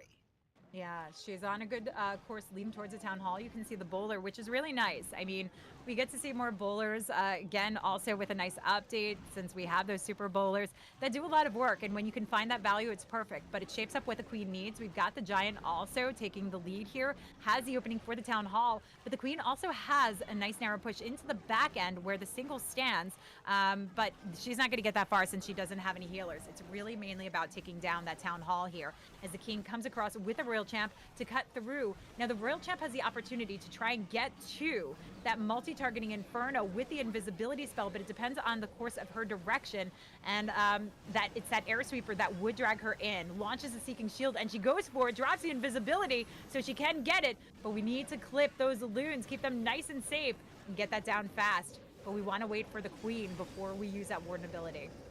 Yeah, exactly. Wow. Actually, that invisibility was pretty good. Now we get a lot of balloons. We get the enemy queen. Watch out the headhunters. We got a headhunters, yes. We get it all under control. The last lava hunt. The town hall is not anymore on the village. And watch out the last enemy royal champion. Watch out because we got a lot of balloons. But the royal champion at the end, which is not good for Rikiris. We get 2 spells, but not 3 spell. Not invisibility spell. LadyB, let me know. What do you think about this part? Oh, I think it's hands down done exactly what you would expect from Rakiris. What I have to say is when you see those ice hounds, like Rakiris is one of those people that uses it exceptionally well. Did you see the freeze cover radius for the queen, for the scatter shot, that entire area at the 1 o'clock, 1:30 side of the base to hold it off? So much so that almost a warden ability wasn't necessarily needed to come through, but that's the safety measure there. But beautiful job and performance from Rakiris. He always makes it look so easy regardless. And, you know, even though he doesn't get, he might not always get that massive value that you see from some hero dives, he still always gets perfection. And that's why he is the MVP for Tribe Gaming. One of 3 right now overall in the game. We've got 1 from Tribe, 1 from Queen Walkers, and I think the other one is from QSFN, if I'm not mistaken. Is that correct? Rigo Torres from Tompina. Oh, from Tompanai. Yeah, have gone perfect still. They still have their perfection in the mix. Exactly. Except the Rikiris attack yesterday. Oh, come on, I can't pass out that attack, sorry. But it was crazy. You have to watch that attack, people in the chat. You have to go to the stream from yesterday. And especially on the Rikiris attack, it was insane. It was crazy. How can you control the queen as Rikiris? It was incredible, seriously. So Rikiris, one of the best players. Like I said, every time when I cast Rikiris in every war. Yeah. Seriously. And Ahmed in chat over on YouTube is asking why is everybody using Lalo? Lalo is very strong in this meta right now, particularly for players like Rakira's, like Esk, who's coming in with Lalo as well. But he is going in for that Skelly Jelly Donut with a bat. So we're going to see this taking on both Maltese and the CC in the core of the base. So that's where we want to focus. Let's see how he does this, because you can start off the raid, use some things to start off with, but he doesn't want to take that risk. Typically, if you have like a flame flinger or something, you can do it that way. Let it like set it and forget it while you do it. But if you have to do anything else to focus, you need to set it this way. And if you're wondering why the back combination, we were talking about this earlier. If there's anywhere you have hero surrounding, it's a good option to use it, because the bats only target the defenses, where skeletons go for the heroes as well. But also gives you a little bit of forgiveness if you slightly miss on those invisibility spells. Oh my god, the first strategy was pretty strong. ESK, double Inferno Tower, and the Clan Castle. Oh my god. Now, using the Suicide Heroes, I think double Skeleton spell, I like this. The protection for that king, it's so high. Trying to be a good tank for that queen. And finally, taking out the Scatter Shot using the Royal Champion. And watch out the queen, using the Ice Golem, will get a lot of damage to take the tunnel hole on the south compartment. I think ESK, he has to use a lot of spells to connect the queen into the tunnel hole. Yeah, and when you say a lot of damage, don't underestimate that Warden Tower, especially in combination with the Expo. That is damage that you need to worry about for the Queen, because that defensive Warden packs a nasty punch here. So we do have S coming in now with the Town Hall taken down with the Lalo. Stone Slimer going for the Scatter Shot, or the Eagle, as the Loons come in from the Scatter Shot position with an early Warden Tome, usually used to take on the enemy hero. In this case, we've got the Royal Champ. That's so you can clip the Headhunters coming through, especially when you have a saturated area with the Scatter Shot. It saves those Loons and gives you what you need for cleanup. But the Stone Slammer is going to take the lead coming through for that multi, soak up any traps, and he's got what he needs, it looks like, to finish off the job once that Air Sweeper goes down. 1 minute. We got a lot of time.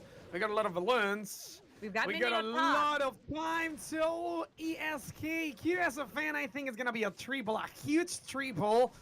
Just switch of the X-Bow. Okay, pure X-Bow. This is a triple, LadyB, 45 seconds. And this is the fourth attack on QSFN team. Another triple, Water War. Congratulations, QSFN. You're doing a huge war today. And obviously, Thrive Gaming, my respect. Yeah, that king distracting the minion up top. There was a minion also in the north for the Dark Elixir storage, which was one of the highest hit point structures in there. But we've got the minion now off the king since it's down. Focusing. No, wait, there we go. He's down now. He's got 16 seconds left to get this podium. Did the storage go down? Yes, it did. But wait, there's one more. There's one more option up here. He's got. Oh, no. These minions need to come in fast. These minions need to come in fast. 3 seconds left and he gets it done. Esk is sitting back comfortably now, knowing that he saved that 3-star that could have been a 99%. So they're trying to keep on course, but they need this defense coming in. Rakira's obviously was not the defense that they were hoping for, but they still have 2 more attacks left to go. They did trip up Kai. Kai was tripped up in his first war yesterday, Knowledge, who is also a base builder. He came in strong in his second war, so I think QSFN is really hoping to see a defense coming in from Knowledge. But I don't know. He has the knowledge. He's got the base building abilities, so that makes it kind of difficult to try and hold off against. Yes! And well, like you said, 2 more attacks. 2 more attacks right here. Knowledge, base builder, Thrive Gaming, a double super balloons. Okay, Suicide Blame. Watch out this. We got a Suicide Blame. Uh-oh. LadyB, we got a problem. Uh-oh. Okay, I don't know if the strategy was this one. I'd love to see it zoomed in. Wait, okay. There we go. There we go. Goblins? They don't like it? No, but they're going for the storage. No. They missed the town hall. My god! There was a It opened up too early. Look at the position of that. You see where it landed? That is called baiting. That's what you call baiting, ladies and gentlemen. Misses a town hall. Now, let's see how Kai handles recovery here because he now needs to invest a hero to come in and possibly quite a few heroes considering the Town Hall's going back to health. He's got the Zapquake to section this off, but he needs a Town Hall down for the Lalo unless he decides to Lalo through it. We've got the Ice Golem to come in, but this is going to limit what he can really do here. Yes, actually, we have to talk about this situation. What was the problem? I think the Tesla farm, because he was using a double super balloons. Yes, but after that, we got a Tesla farm, and the Suicide Blade can't connect to the tunnel, and that was the huge situation. I don't know what you think about this, Lady B, but I think that was the problem on this. Yeah, I'm actually going back to the replay to watch because I want to see if how baited this was, if there were a lot of traps coming into it. So give me a second as I look through, but we can still keep going in on the attack. Watch the queen as she works through the town hall, but he's already invested the king. The queen goes down. This is not going to work. This is going to be a huge defense coming in, and we're talking all about baiting. So the Teslas come through. It just took on too much damage on the angle that it came in from Teslas from both sides, and the invisibility spell was not enough because the sneaky goblins were taking on damage. And it looks like there might have been a bomb on the outside of the town hall that they got stuck into, that they weren't in the invisibility spell. Oh my god. Now the percentage. That will be the huge problem. Watch out, the percentage over here. Less than 60%. Wow. Lady V knowledge? Seriously? Okay, I have to say this. What a level, what a village. Giovanni, congratulations, because knowledge is a super powerful player. And just 50 something? Oh my god. Yeah. I mean, I did tell you that QSFN held a 1-star defense earlier today, and no one actually got to witness it against Team Ninja. And I'm curious if it was this base, maybe, since this almost defended to, like, when you're in that 50% range, you're talking about being as close as you can get to a 1-star. Yeah, actually, the first problem was the Tesla farm, like I said. The second problem was a tornado trap behind the tunnel hole. Oh my god, knowledge. QSFN. This team can get the ticket for the next war. You know, Queen Walker, Stephanie are waiting. These players are waiting. I think QSFN. Oh my god, Lady B. This is like the expectation, not the expectation of this war. No, absolutely. Well, I mean, I think, yeah, I would say not the expectation because Tribe would be the favorite if you look at it from that perspective. But like I said, QSFN is a team that has held strong through many wars and have made their way coming close to taking down a lot of these players. And this gives them the opportunity. They are now tied up, and I think it's Giovanni coming up next to look to see if they can secure it with a 3-star, at least this lead for the 4th attack coming in, because that continues to put the pressure onto Tribe. And here we go, Giovanni with the Queen Charge Lalo, but this isn't any typical Lalo. We've only got 20 loons, of which we need to use for Coco loons for the Queen Charge, and we've got the log launcher, which is going to open up the path. So we're looking to either, depending on which direction we go from, either Lalo through the town hall or Lalo through the side of the base here. So this is what we're going to keep our eye on and see which direction he goes as the queen starts off from that 8 o'clock side, weaving her way up and coming in. It looks like she's going to make her path down towards the town hall potentially. Yes, first thing, actually, we have to check the percentage. 78% and 67.60% on Tribe Gaming. So like you said, Giovanni with a triple can guarantee the next round for QSFN. For now, the Queen Charge taking out all the left compartment, especially that scatter shot. And after that, the Royal Champion. We get a multi-target Inferno Tower on the middle, so we have to pay attention, especially on that Inferno Tower. Yeah, that Inferno Tower definitely going to be something to watch for, but we also need to see this king coming through. Now, you see, we've got wall breaks to get the queen coming in. We do have a jump to lead her to the town hall, so it's the log launcher that opens up the path for the king to get straight through. And we'll see the support of the loons coming in for the back end where the scatter shot remains to pick up the additional defenses on that side. But this queen, he's really multitasking here because he's got to ensure that the queen survives. We've got double seeking using air mines there. Gets the rage down, but the healers are just barely in, which might force the queen ability with the sweeper pushing her back. He's got to get the poison. He's got no poison. Wait, does he? He does have a poison, but it's placed further back from where those pups were, and her ability is forced. So he's got to keep his eye on the queen and use the rages as much as possible. Drops the invisibility, which I would have waited for the town hall, but he's got no more rages left to go. Oh no, this air sweeper wreaking havoc. The last free spell was pretty good on the X-Bow. The queen charge, it's down. Last free spell, be careful. We have no more the protection of the warden. No, Giovanni, no way, tornado trap. No, no, no, LadyB, no 1 star.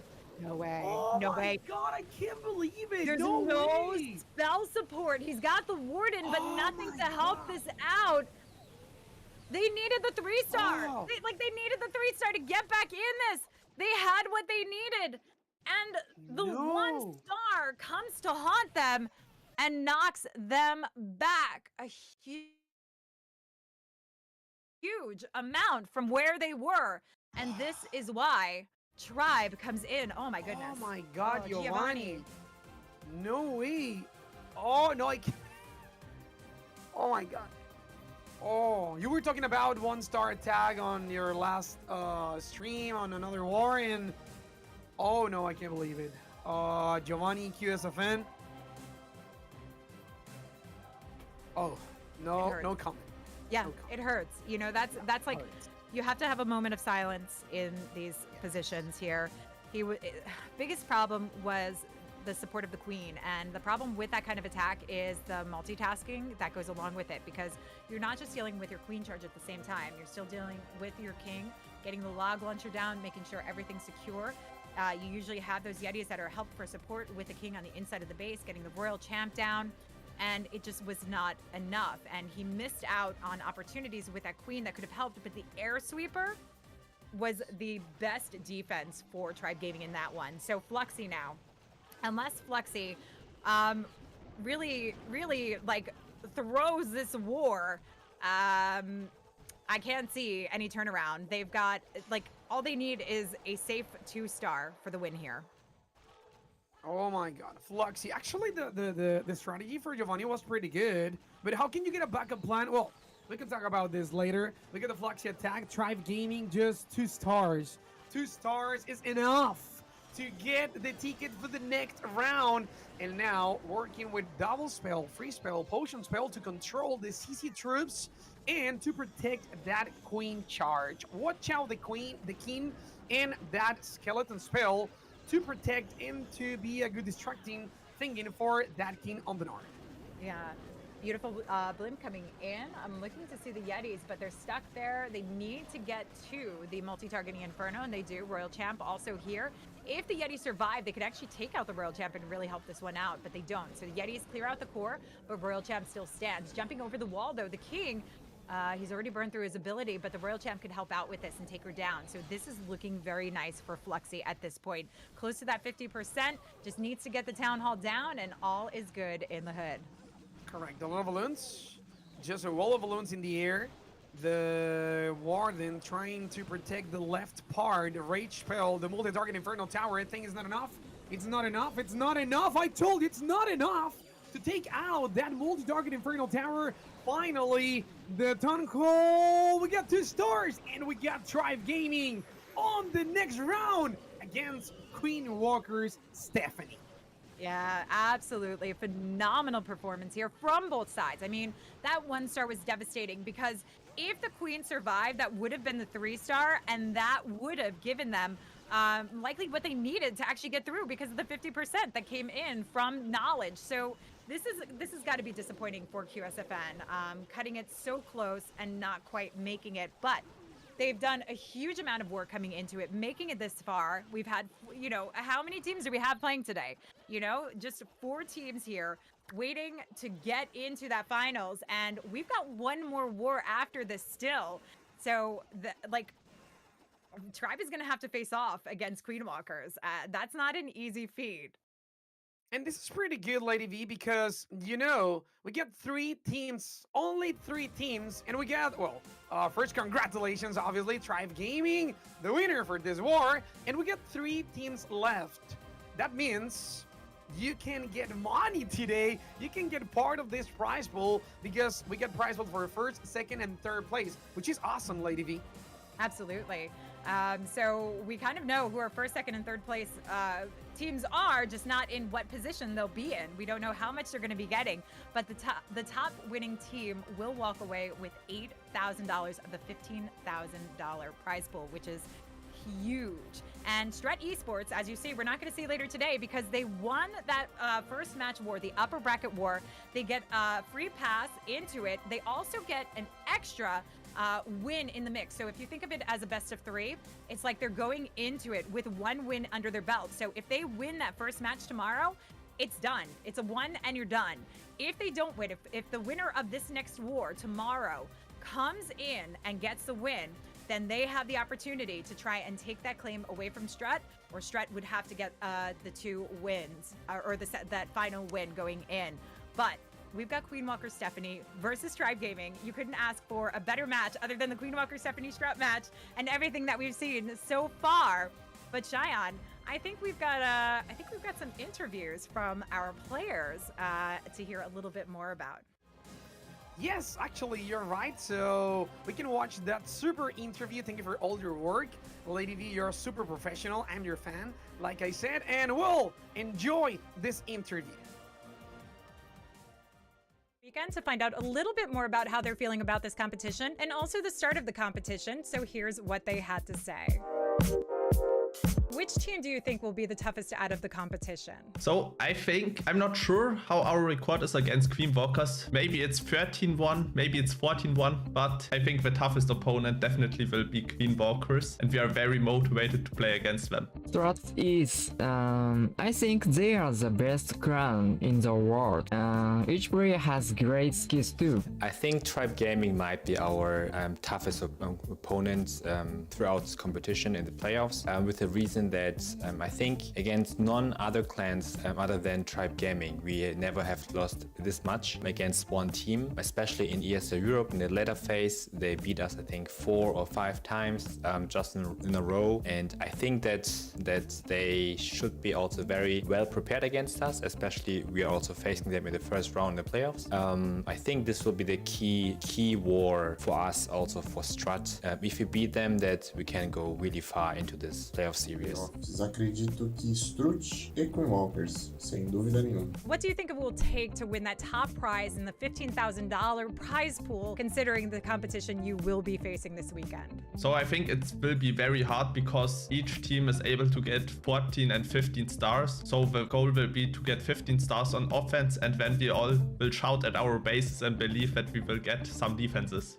Need a sense of stability and continuity and creativity and so on. Of course, who needs great skills? What do I think will take to win the top prize with the competition you will be facing? I think, the biggest thing which every clan, not our clan, but all the others clans have to do is the consistency and also really good scouting. For one, like in this meta, and also especially facing all the best clans from the world, you have to be on point when you're attacking. As a team, also in planning, you nearly have to score 14 or maybe perfect war to win a war. At the same time, on the other hand, it is like a huge if you get 1 or 2 defense. That said, it is really important that you scout the opponent beforehand, because you know which 6 teams are playing in this playoffs, to know their weakness in their attacking and setting the right traps. Eu acredito que a gente tem que superar os nossos próprios limites. Acho que o título ele vem quando você dá mais um passo na escada, sabe? Você supera o seu próprio limite. Who was your toughest opponent during the group stages and why? So our group stage went really good. We got 43 stars in 3 matches, so that's above 14 stars on average. But I would say that Tom Penai was the strongest opponent just because they have the most experience. Strats, we lost once in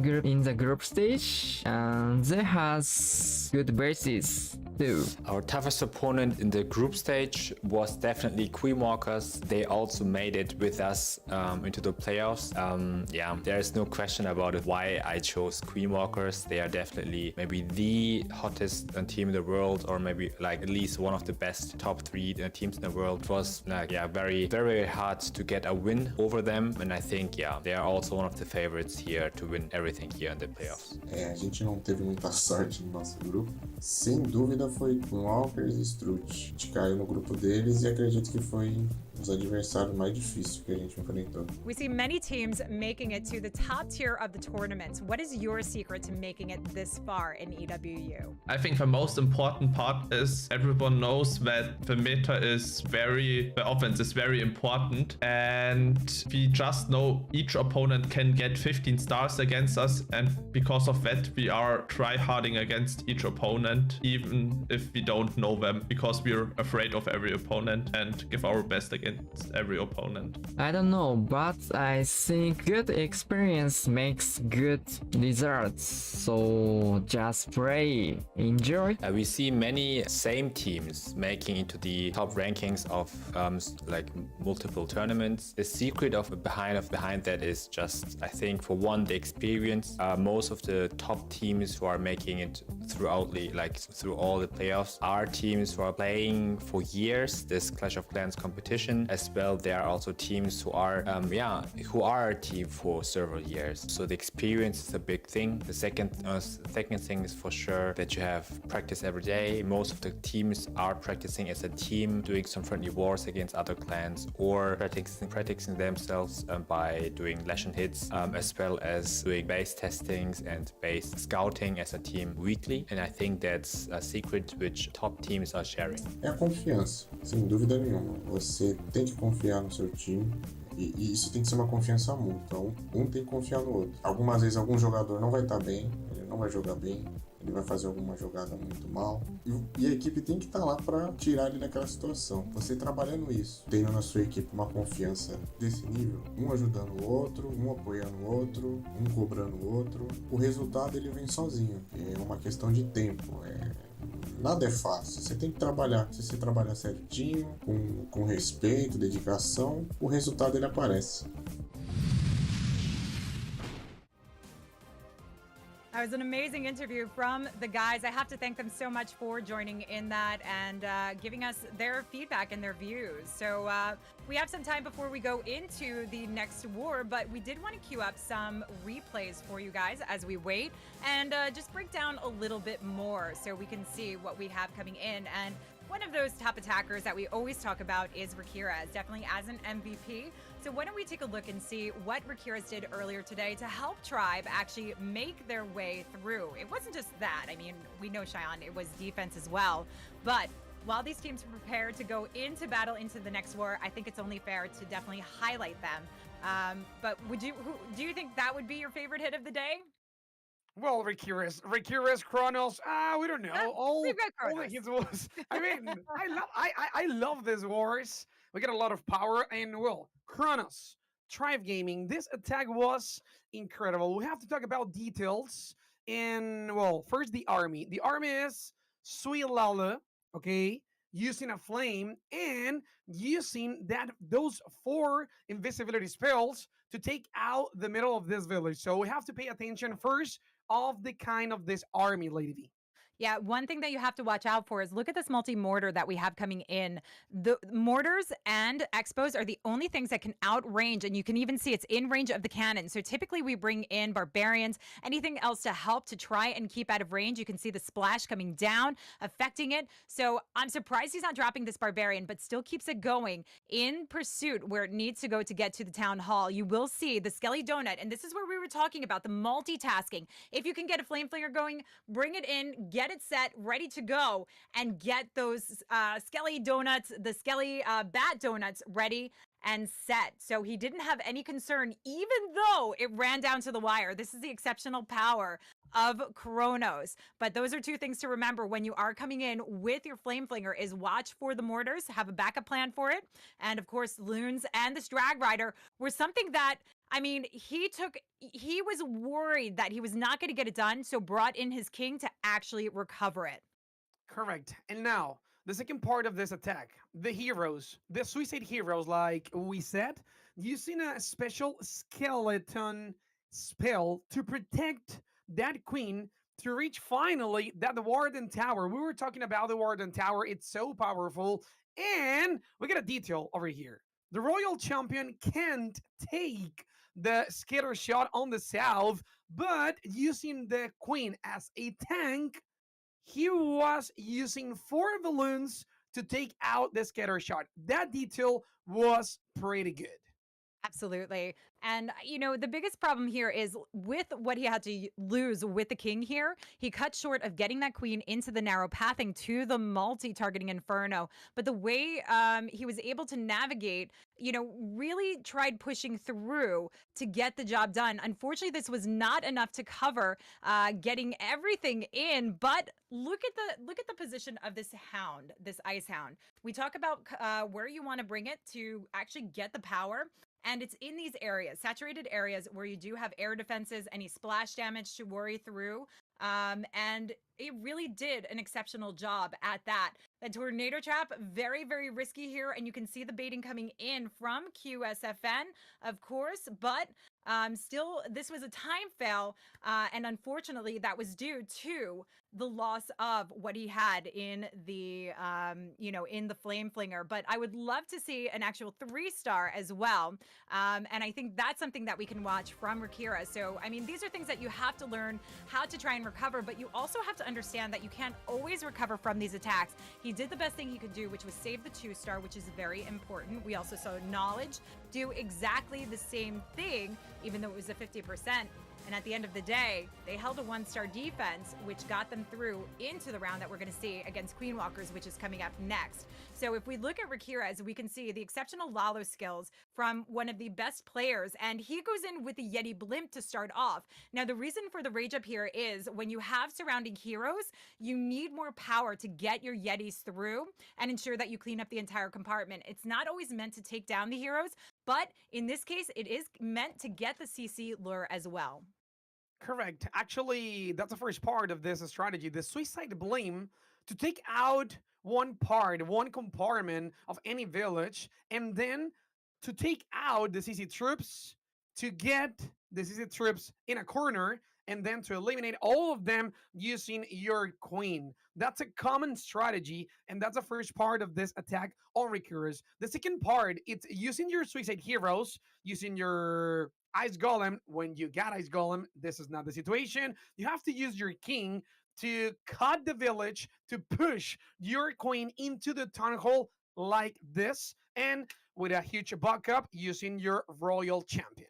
Yeah, beautiful job here. And you can see the invisibility spell to keep that royal champ going on. Queen doesn't get the value of the single, but that is no issue. But look at how the loons carry through. Absolutely phenomenal work there from Rakirez. And I think we're getting ready and set to get into our next match, which is going to be Tribe Gaming facing off against Queen Walker's Stephanie. So why don't we talk through the bracket first, Shion, of Queen Walker's Stephanie? Yeah, last war. Queen Walker Stephanie, Tribe Gaming, Judah, Gaku Stars, Kazuma the MVP on the EWU Gaming Tournament, and finally Klaus. Queen Walker Stephanie ready to get not the third place, to get the ticket for the grand final tomorrow. Absolutely. But we have Tribe Gaming coming into this off a win that I think they were a little bit worried about. So Tribe Gaming coming in with their Starline roster, including Kai, who's their base builder. So despite, unfortunately, having a little bit of a hiccup in that first match, which was kind of the same as the other one that we saw yesterday, let's see if you can turn this around. But Tribe Gaming going to be representing as well with the same lineup that we had. So I'm excited to see if they can turn this one around. But those defenses that we saw from Queen Walker Stephanie, I think they should be really worried. Yeah, I'm so excited too. And well, we have to watch the Tribe Gaming lineup for the next war. We know then, obviously. But well, we got a few more seconds to get the first attack on the next war. This will be the last war. So thank you for being here with us, EWU Gaming channels. Fluxy finally, Rikiris, Knowledge, Nibrax, and Kronos. Tribe Gaming ready as Queen Walkers not to be the third place on this tournament to get the final ticket to the grand final. Yeah, and it looks like we're getting very close to starting off, so very excited. Gaku will be the first person to hit off, but we still have Rakiras who's holding his MVP position in this one. So that's actually pretty exciting that he's still hanging on to this one. Maybe he'll be the final one standing at the end of the day. And what about the rotation of players? I think the first player of Queen Walkers will be Gaku with a huge Queen Charge Dragon Riders. We know them. We know their armies. We know everything about these teams. And we got the last word. Queen Walker Stephanie, Tribe Gaming, Gaku using, Sweet Lalo, Lady V. Yep. Oh, Queen Charge. A Queen Charge Lalo, switching it up a little bit. Like I said, Queen Walkers, despite having kind of like their niche areas that they like to do, are a very versatile team. We've even seen them do Queen Charge and Sui Headhunters, okay? Let's be honest, these guys are absolutely insane. They can make anything work if they want to. But the Queen Charge aiming her gear towards this scatter shot, and she's got a path to lead down towards that town hall. We will need a way to get to it, to take it down, because we really don't want to have to necessarily, we don't always want the Lalo going through it, but she's got some great value to pick up. I don't see a jump here. I only see the 2 additional super wall breaks, but this queen has easy access to pick up the defending queen, get that multi-targeting Inferno down, and get her way to the town hall position. Correct. I like the first part of this attack. The left compartment not anymore on the village. And now the Headhunter with a perfect timing. No, the Headhunter has a bad timing.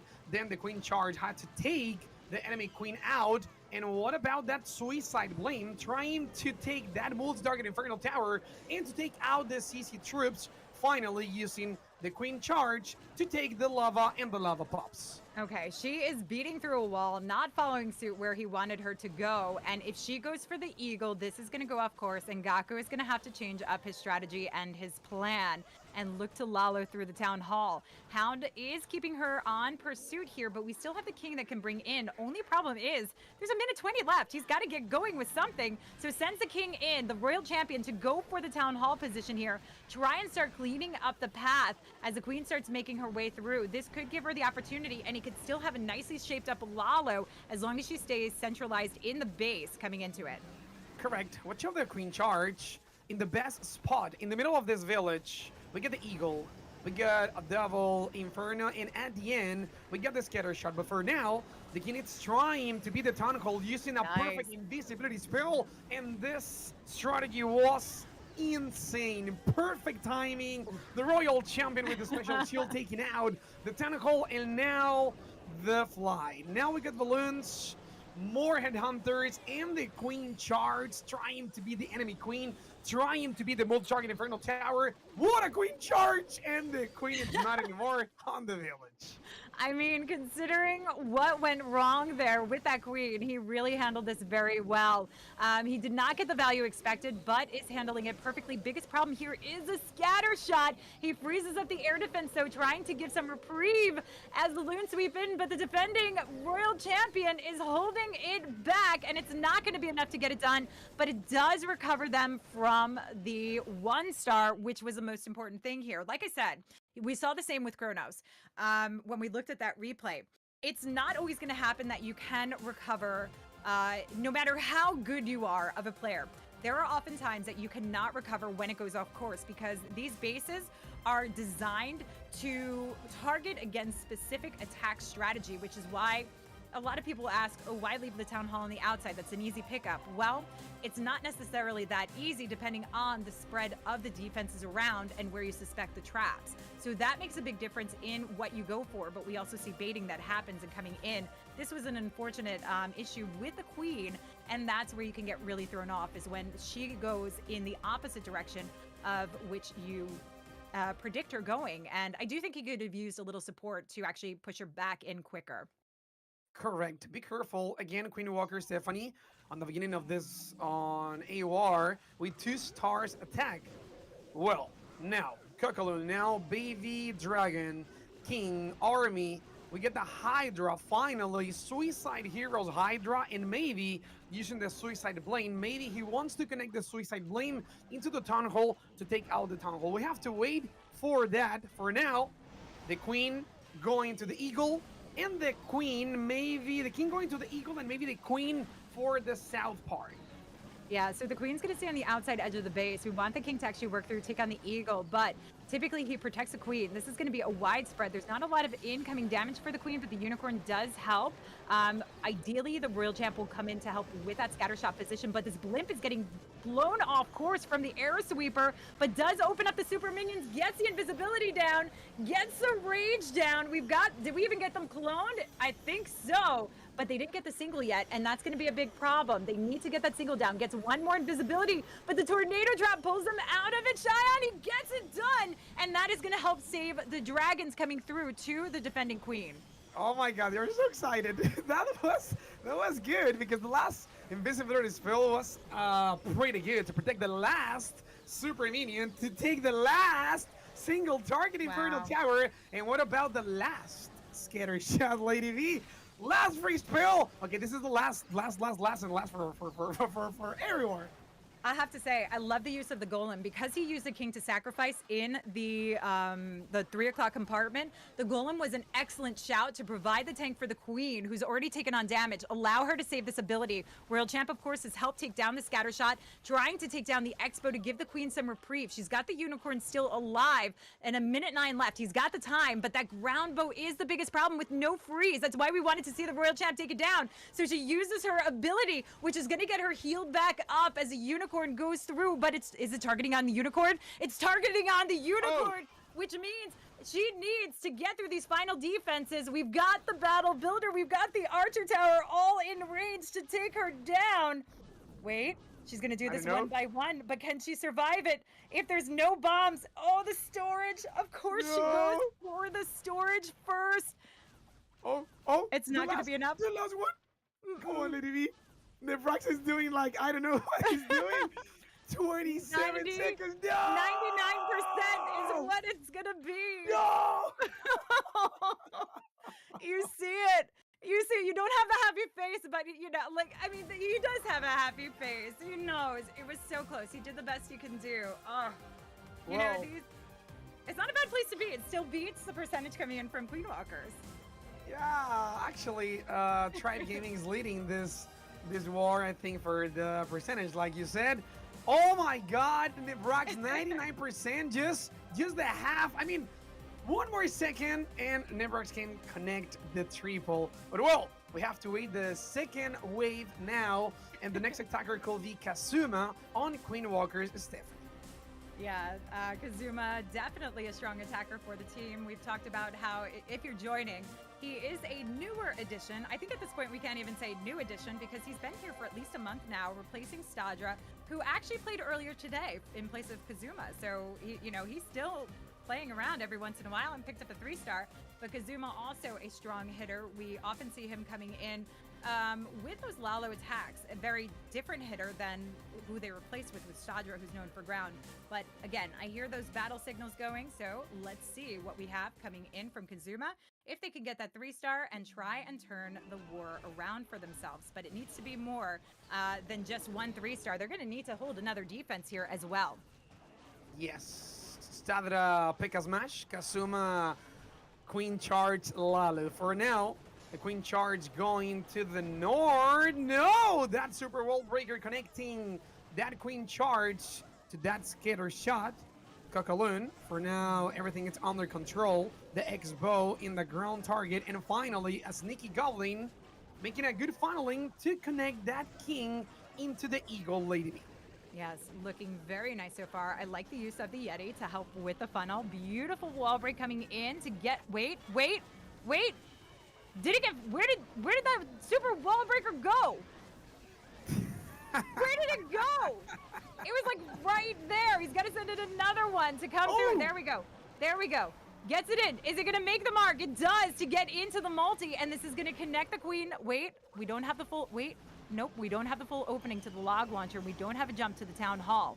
What we do have are the Yetis to help with the surrounding defenses and keep this queen alive and with no distraction on her. Yeah, the potion spell was good, but the first part of the queen charge was so-so. Now a couple of balloons taking out the canyon. Now the last super minion. Watch out, the one more wall queen break. charge is not in the best moment. We got a lot of village. We got a lot of buildings. Just 15 balloons. Lady B, I don't like this. We've got another wall break. Hold on. I want to see if it comes through for the queen to come in, but he is going in with a Lalo for the town hall. Going to push the queen up north, heading towards the scatter shot. Now, she could beat her way through the wall, which I suspect because she never takes the outside edge, and help finish this off. There's 1:07 left. He's got extra loons for the surrounding defenses here, which could be used for the archer towers or even to distract that back end scatter shot. Here comes a wall break, opens it up for the queen, and as she takes down the defending queen, goes for the scatter. Shion, this is looking beautiful, and she will distract for now. Oh no, we lost the loons. She was distracting for them, but we lose the loons in the warden. Can the queen survive long enough? Not with this last shot coming in and the mortar. She needs to hang on for dear life to try and turn this around. There's no spells left to save her.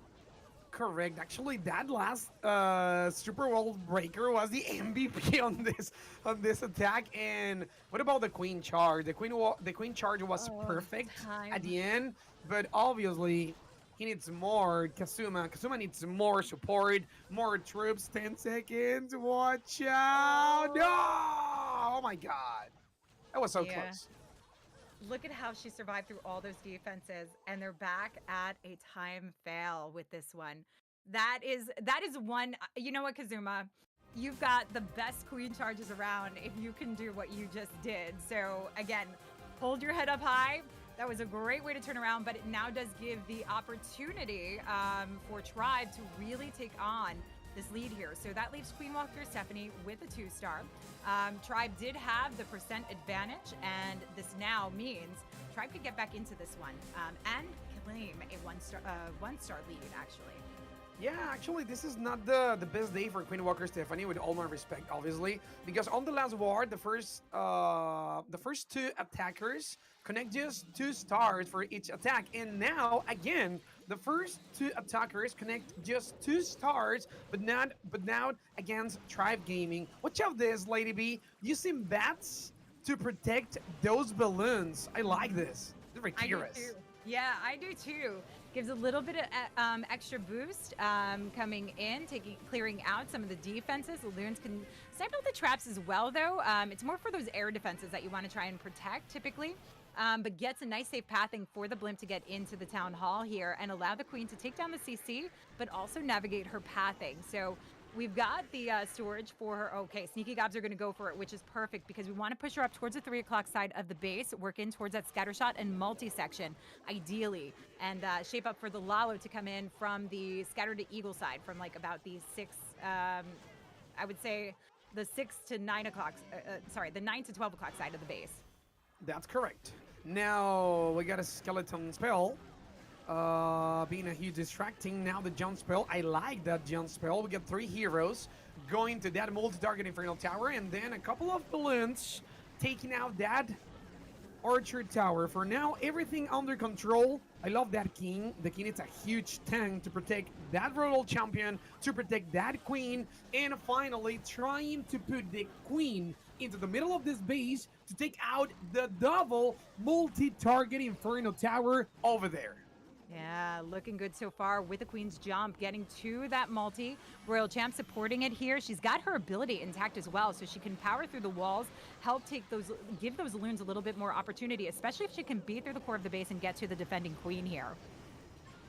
Now the fly. A lot of balloons. The eagle waiting all of those balloons. And finally, the last part, I don't like it because we get the enemy queen at the end. The enemy queen can take out a lot of balloons. Free spell. We have no more headhunter, just one headhunter trying to beat the enemy queen. I don't think so. Finally, the warden protection. Scatter shot, 45 seconds. Lady B, we got a lot of balloons. Lady B, we need the fire. Lady B, Fuego Papa! Look at that smile on Rakira's face. He knows that he just recovered his team back into this. They were a little bit worried, even though it was a high percentage 2-star. You don't want to go in with a 2-star start. This puts them 1 star ahead of Queen Walker Stephanie. Now, again, you're talking about 2 of the best teams in the world here facing off, but what Queen Walker Stephanie can just say over Tribe Gaming is that they're the twice vice world champions. So that speaks loads if you're taking over a lead against the 2-time reigning vice world champions. Rikiras, perfect hit rate. What a player. Okay, Rikiras, again, you're one of the most powerful players around the world. My respect. What attack, what a player, what a strategy, details, everything around Rikiras. LadyB, I'm so impressed. I am very impressed as well, but not surprised from Rikiras. But what that does for Rikiras is bring him into that MVP status. He's got the most MVP hits at this point because he's played the most and he's gone perfect so far. And I can't remember. I don't know if we can pull up quickly before we go in the MVP stats again to take a look and see who those MVP players were. I think one was still from Tompanai, but Tompanai is out. So it would be, I guess, a matter of who has how many, like how many perfects that they've gone. And so far, Rikiras has definitely held up that end of the bargain. I'm not sure if the Queen Walkers won, which might have been Kazuma, possibly. Not sure if he is still in contention for it or not, but Rakira is definitely happy where he is right now. And this is all to see who is going to face off against Strut tomorrow. Now, Strut won in the upper bracket match, advances on, and that's the finals, the grand finals that we will watch. But this is the final match, the lower bracket match, to see who will face off against them. And so far, Tribe Gaming in the lead. Let's go, Stars. Now 5 invisibility spells. Okay, we have to wait for it. Lava Hunt, maybe to... Oh, I love this. Watch out the detail to connect, to move the Lava Hunt to the other Air Sweeper, and then the Blame, the Suicide Blame, to connect the Suicide Blame into the Town Hall compartment. Okay, finally we got the Stars camera. There we go. We've got Stars camera on. We can see what he's going in with.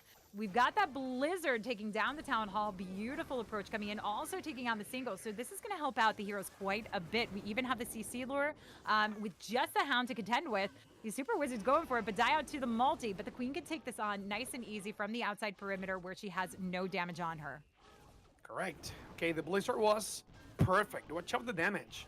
The damage was pretty good.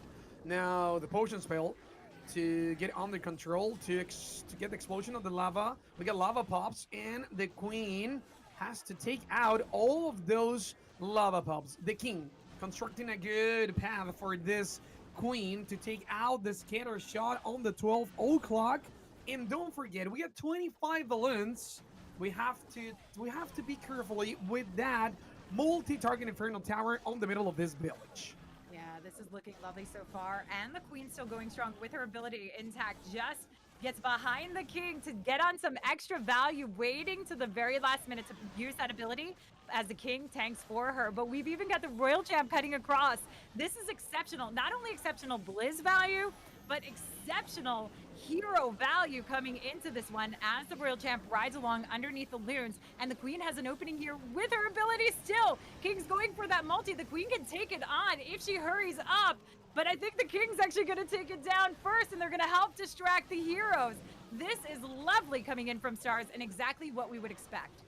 Yeah, it was like slow motion for that King. It's like, come on, you have to take out that multi-target Infernal Tower. Finally, this scatter shot. The ward interpretation was pretty cool. What? The Queen is going to the middle. Okay, what? The Queen, it's like a Queen charge without healers. This is so crazy. What a tag of Stars. Oh my God, LadyB. This is awesome.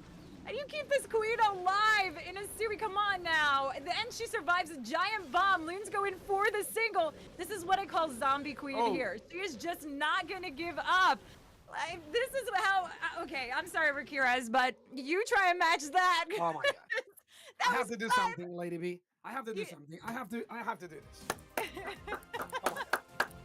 Oh my God. Oh my god, I'm so sorry, Rikiris. This attack was incredible. Come on, we got a queen charge without healers. Yeah. He was like that. Yeah, I mean, like, we're not worthy for that. So, thank you. Thank you, Stars, for showing us. Somebody asked earlier in the day, why do people use Lalo? That's why. And Kazuma and Rikiris. Are they still actually tied up? I'm trying to remember if Kazuma, we'll have to get confirmation from production, but is Kazuma still in contention?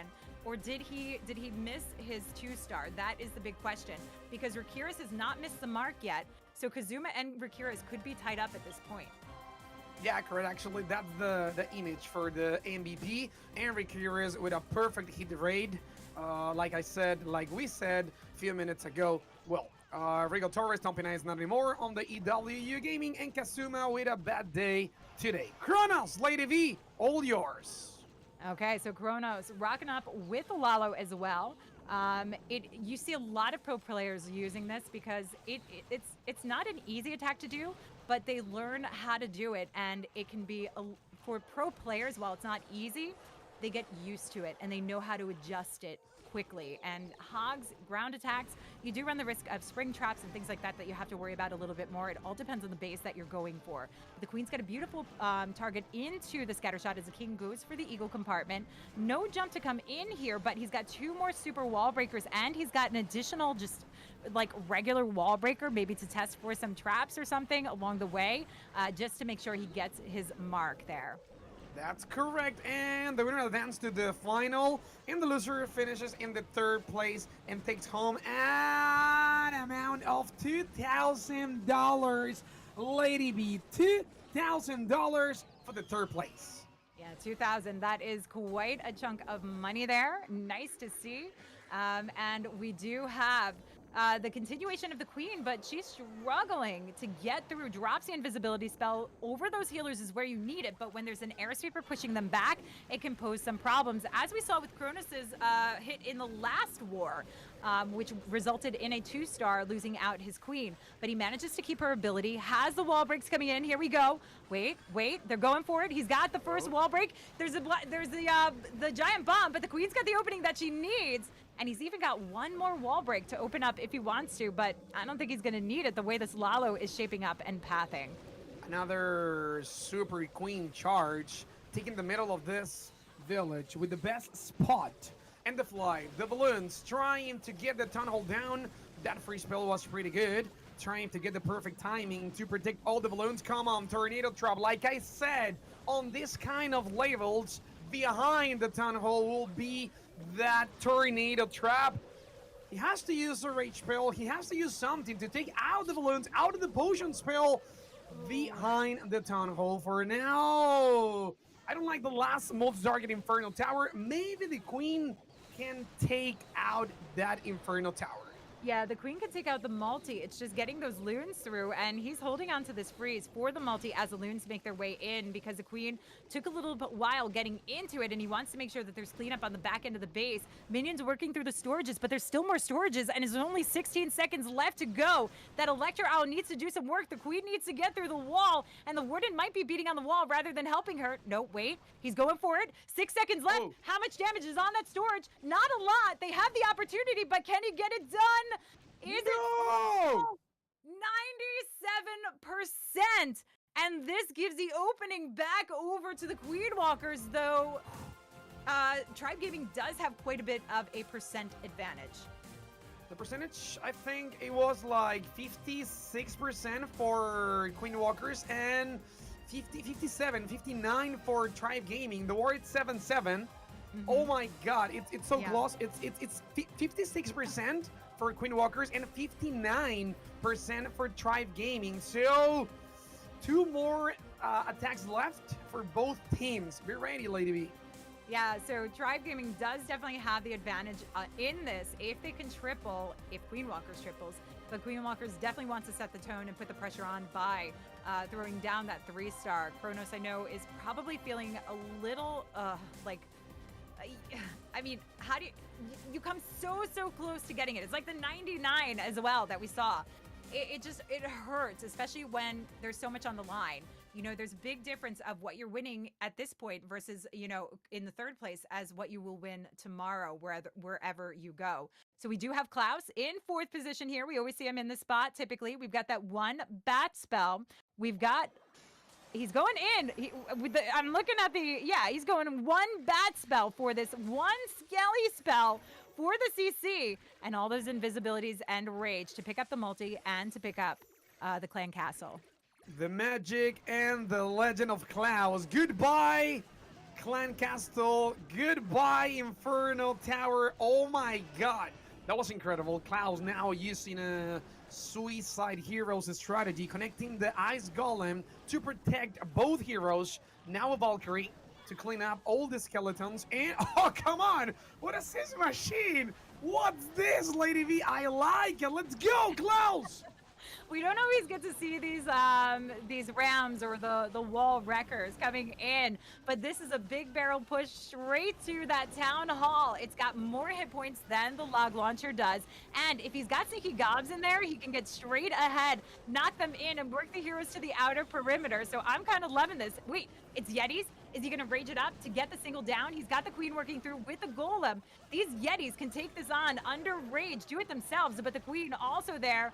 Oh my goodness, this is looking lovely with the freeze radius of those ice golems to help out as well. Yetis pick up their tornado trap, so this helps the queen out quite a bit, and he's off to a raring start. The detail of that invisibility spell on the south side was incredible. My respect, Klaus, because that's the reason of this queen can take the tunnel hole down. Double X boat, finally the queen is down, and we got the fly. We got 30 balloons in the army for now. A couple of them on the north. 4 headhunters, yes. 4 headhunters to take out, especially that royal champion. I think it's enough. Yeah, I would say.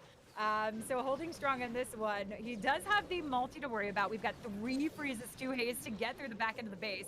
So as long as he uses them, there we go. And the air sweeper pushing back, I would want to drop one there and just get everything hasted through that splash damage area. Multi just about to go down, and the pesky air sweeper, we've got the minion who's actually trying to distract it. Works out very nicely. Correct. 30 seconds. A lot of balloons. A lot of time. 2 more balloons in the army. Klaus triple for Queen. Walker Stephanie. Oh, LadyB. Thrive Gaming. The next player needs to get another triple to take the lead of this war again. The pressure is so high. It is, and I just want to give an update because I watched the Kazuma attack from the war previous that they were in, and it was a 2-star. So that does mean Rakira still holds the top standing for MVP, and I guess that would take him over where over Tompanai. Was it Rigo Torres with the MVP status? I think. Yes, that's correct. Yeah, so it seems that Rakira is maybe taking over this MVP status here officially. So we'll have to wait for confirmation, but Kazuma did get a 2-star in the last one, and if they're going head-to-head so far in the same amount of matches today, that does mean that they are equaled out here. So we'll have to wait and see for confirmation tomorrow, but we still need to see who is going to face off against Strut and get that grand prize. Is it going to be Queen Walkers, or is it going to be Tribe Gaming? We still have Knowledge up to attack. I don't think he came in with the first attack, and here he is coming in with, we've got the 2 lightning spells. Now, when you see this is going for an air sweeper to help with the direction of your pathing. So he wants to get this Lalo coming in or a blimp coming in a certain position. So in order to do that, same with the dragons, you might see it for Hydra or dragons or super drags, is to ensure that you get the push. So he gets his lovely deep dive into the center of the base with this Blizz. The Blizzard is doing a huge damage. Knowledge with his knowledge. He's a huge base builder. And after that, the Blizzard can take the last X-Bow and almost the lava pops. I think it was with 5 invisibility spells. The damage was pretty high, LadyB. Yeah, it really was. Got some good value out of it. Even though the percent is low, it's all about what you get. So he's got the CC lure. We've got the defending AQ down. And we've gotten a nice targeted area already taken down with that scatter shot. So it's a little bit less for the Lalo to worry about. Heroes already working their way through. We've got easy access for the Queen to take on the Town Hall. I was looking to see if there was an Ice Golem for her to help her out, but hold up here because... Wait, okay, there's the wall break. I was wondering if she was going to go in for the multi-area, but it's that Royal Champ that really should sneak her way in to take it on. But the Queen is being stubborn, and this is a problem. She's going inside the base, so he's got to get the Lalo going. Royal Champ needs... Is she alive? The Royal Champ's not going to get the multi down, so he's going to watch with his timing. He could freeze it up because it will be... these loons will be in jeopardy. But he does have the Warden time that he needs to get through the Queen and the scatter shot that can work perfectly for it. Yeah, the Queen doesn't have a tank, but that was enough. The Town Hall is not anymore on the village. The Warden protection was pretty good, and the Headhunter is taking out that hero on the middle of this village. It was the enemy Royal Champion, but watch out, the multi-target Infernal Tower with a good spot.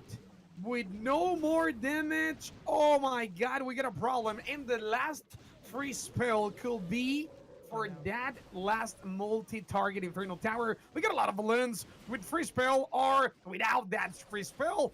This will be another triple. Tribe Gaming lead it again this war. Yes. Oh, hold on. Tornado Trap. You've got red arrow bombs, but there is a split. So this could help. Is it enough to take? It takes down a huge chunk. They're backtracking, but the multi's down, so it's all cleanup, and it's gonna be fine. Oh, Kai having me sweat here, but this does mean we tie up again, 10-10, but Tribe hold the lead by a considerable amount here. Tribe Gaming and Queen Walker Stephanie with one attack left to go. This is do or die now, right here, because Yuta 2 stars, and he leaves a huge opening for Tribe Gaming. But if Yuta winds up with the 3-star, he puts the pressure onto Tribe to actually have to perform and pick up the 3-star. The percentage, it's almost the same as the last wave. It's 76 and 79 for Tribe Gaming. So the first attacker was, it will be Judah from Queen Walker Stephanie. And after that, the last attacker from Tribe Gaming. So Queen Walker's, the last player, Judah, especially Judah, needs to connect a triple to increase the pressure for the last attacker on Tribe Gaming. Absolutely. And Yuta is that type of person that can do it, although in the last war, there was a bit of a struggle, I feel. So let's see what he can do as he comes in with the Lalo. So more Queen Charge Lalo action, but only, again, 21 loons. So what we're looking to go with is a big hero push coming through, but we do have a blimp. So I'm suspecting to see the blimp come into play to shape up the pathing for this Queen Charge, and indeed going for the scatter shot with the Yeti blimp. But wait! Spring Traps perfectly placed! Flips out both Yetis, but he still gets most of the value of it except for that ground bow. Oh my goodness. Yeah, but now watch out the CC troops. That could be a huge problem. The Queen Charge, Cocolone, the baby dragon pushing that Queen Charge into the multi-target Infernal Tower, and the enemy Queen invisibility spill. Good detail on the Judah's attack. I like it. Finally, the Queen Charge, it's in that compartment. Yeah, beautiful job here so far. Trying to hang on to this Queen, but that Expo, you can see the damage it's doing with the additional push of the CC coming out. He's going to freeze it, gets the Headhunter frozen, tries to stall this a little bit longer so the Queen can pick off, but that Headhunter is in the back. She can't go for the Hound first. She's got to go for the Headhunter, so poisons it up. Pops the Hound, and the poison is there to hold everything in place. He's keeping his Queen alive, keeping his cool, as we see that Ice Golem as well, helping out the King and the Royal Champion through the Town Hall position. And oh my goodness, look at this beautiful pass into the core of the base to the multi. Queen can now take down that Expo and get the multi down as well. Again, the Super Wall Breaker was perfect. The Queen Charge is in the best spot in the middle of this village, trying to be a good tank, trying to take out all the defenses around the middle. We get the fly. The Town Hall is not anymore on the village. The last Lava Han. We got the Warden protection. We got a lot of damage. We get the last Skater shot. Judah needs the last triple. LadyB. LadyB. I don't know. I don't want to say something yet. Yeah, he's got 2 extra loons for the back end to help with those archer towers. He's got the haste sweeping through. He had the Eternal Tome from the Warden ability. Single's gonna do nothing to these loons. It's just getting through the archer towers, and they are fine. The Queen still survives. She went through that Warden ability. This is another example of those Queens hanging on strong, even though this was a charge. Wait, we've got the healers there still. She is charging her way through and trying to get Queen Walker Stephanie to the finish line, but it all depends on Tribe now. Is it going to be Queen Walker Stephanie coming in with the defense, or is Tribe gonna get a handle on it, pick up the 3-star, and claim the win today to face off in the finals tomorrow? What do you think, Shion? At the end of this, we got this. Triple or nothing. That's the phrase for Tribe Gaming on the next attack. This team, the next player, needs 3 stars to take the ticket for tomorrow to the grand final, or $2,000. Triple or nothing, LadyB. Yeah, they won't walk away empty-handed. And I saw a little capture of Flexi, who's the final attacker coming in, head down. I mean, like, head in his hands, looked perfectly concentrated, but also you can see the pressure on him that he knows that this is a difference maker here. He needs to triple, or they're not going into tomorrow's matchup. They'll walk away with the $2,000, but you want the opportunity to go bigger. It's go big or go home, and that's where the 3-star matters, Shion. I like that. And there we go, Flexi in with the Queen Charge Drag Rider. Let's see what he can do. As he starts off with the Queen and the King working side by side, waits for the healers because he needs to make sure they're in a safe place and get ready with those Coco Loons to protect them against any of the air traps along the way. Go big or go home. I will take that phrase for me. Thank you, LadyB. Let's go. Let's make this big for all of you. Queen Charge going to that skater shot compartment, taking out the enemy Queen. Now the King going to that Eagle artillery, and the Headhunter is taking control of the enemy King. LadyB, this is the last attack. This is an insane opener. Look at the value the Yeti's actually getting out of this. The wall break leading the Queen into the Town Hall position. The King, the value he's gotten out of this. And we still have the Royal Champ to come into play. This Queen has a lot that she can pick up, including the Expo, the Air Sweeper. But he's got to be mindful not only of the CC troops, but of the single targeting Inferno here. She is just out of range. Has the Headhunter in the poison spell, and the Hound lined up nicely so the pups actually wind up in the circumference. He could drop a minion to help out with those healers as the pups wind up popping, and he's starting with the Lalo. He knows his Queen is in a good push. He's got the rage going, has her ability, but might want to use that freeze on the single as she starts making her way through to ensure that she gets the Town Hall taken down. Stone Slammer going into the middle. We got Dragon Riders trying to take out that multi-target Infernal Tower, but we get another one after that multi-target Infernal Tower. We get the second one. We get a double multi-target Infernal Tower. The Royal Champion trying to beat that Dragon Rider. We get Valence. The Queen Charge taking out the Town Hall on the south compartment. We get the last skater shot, Valence. Dragon Rider, the single target Infernal Tower. 55 seconds. Triple or nothing. Invisibility spell. LadyB. LadyB, we got this. Tribe Gaming. It's a triple. It's a triple. I don't know. Yeah, it is. 44 seconds left to go. He's got the Oh my lead. God. The backup Drag Rider still going. This is the win. Look at Flexi sitting back, relaxing, knowing. I would think he'd be jumping. I'm jumping up and down. I know you're jumping up and down. And he's just sitting back, cooled and chilled with this, knowing that he just secured. Hold up. Tornado Trap's holding off this Queen, and we still got storages to get through.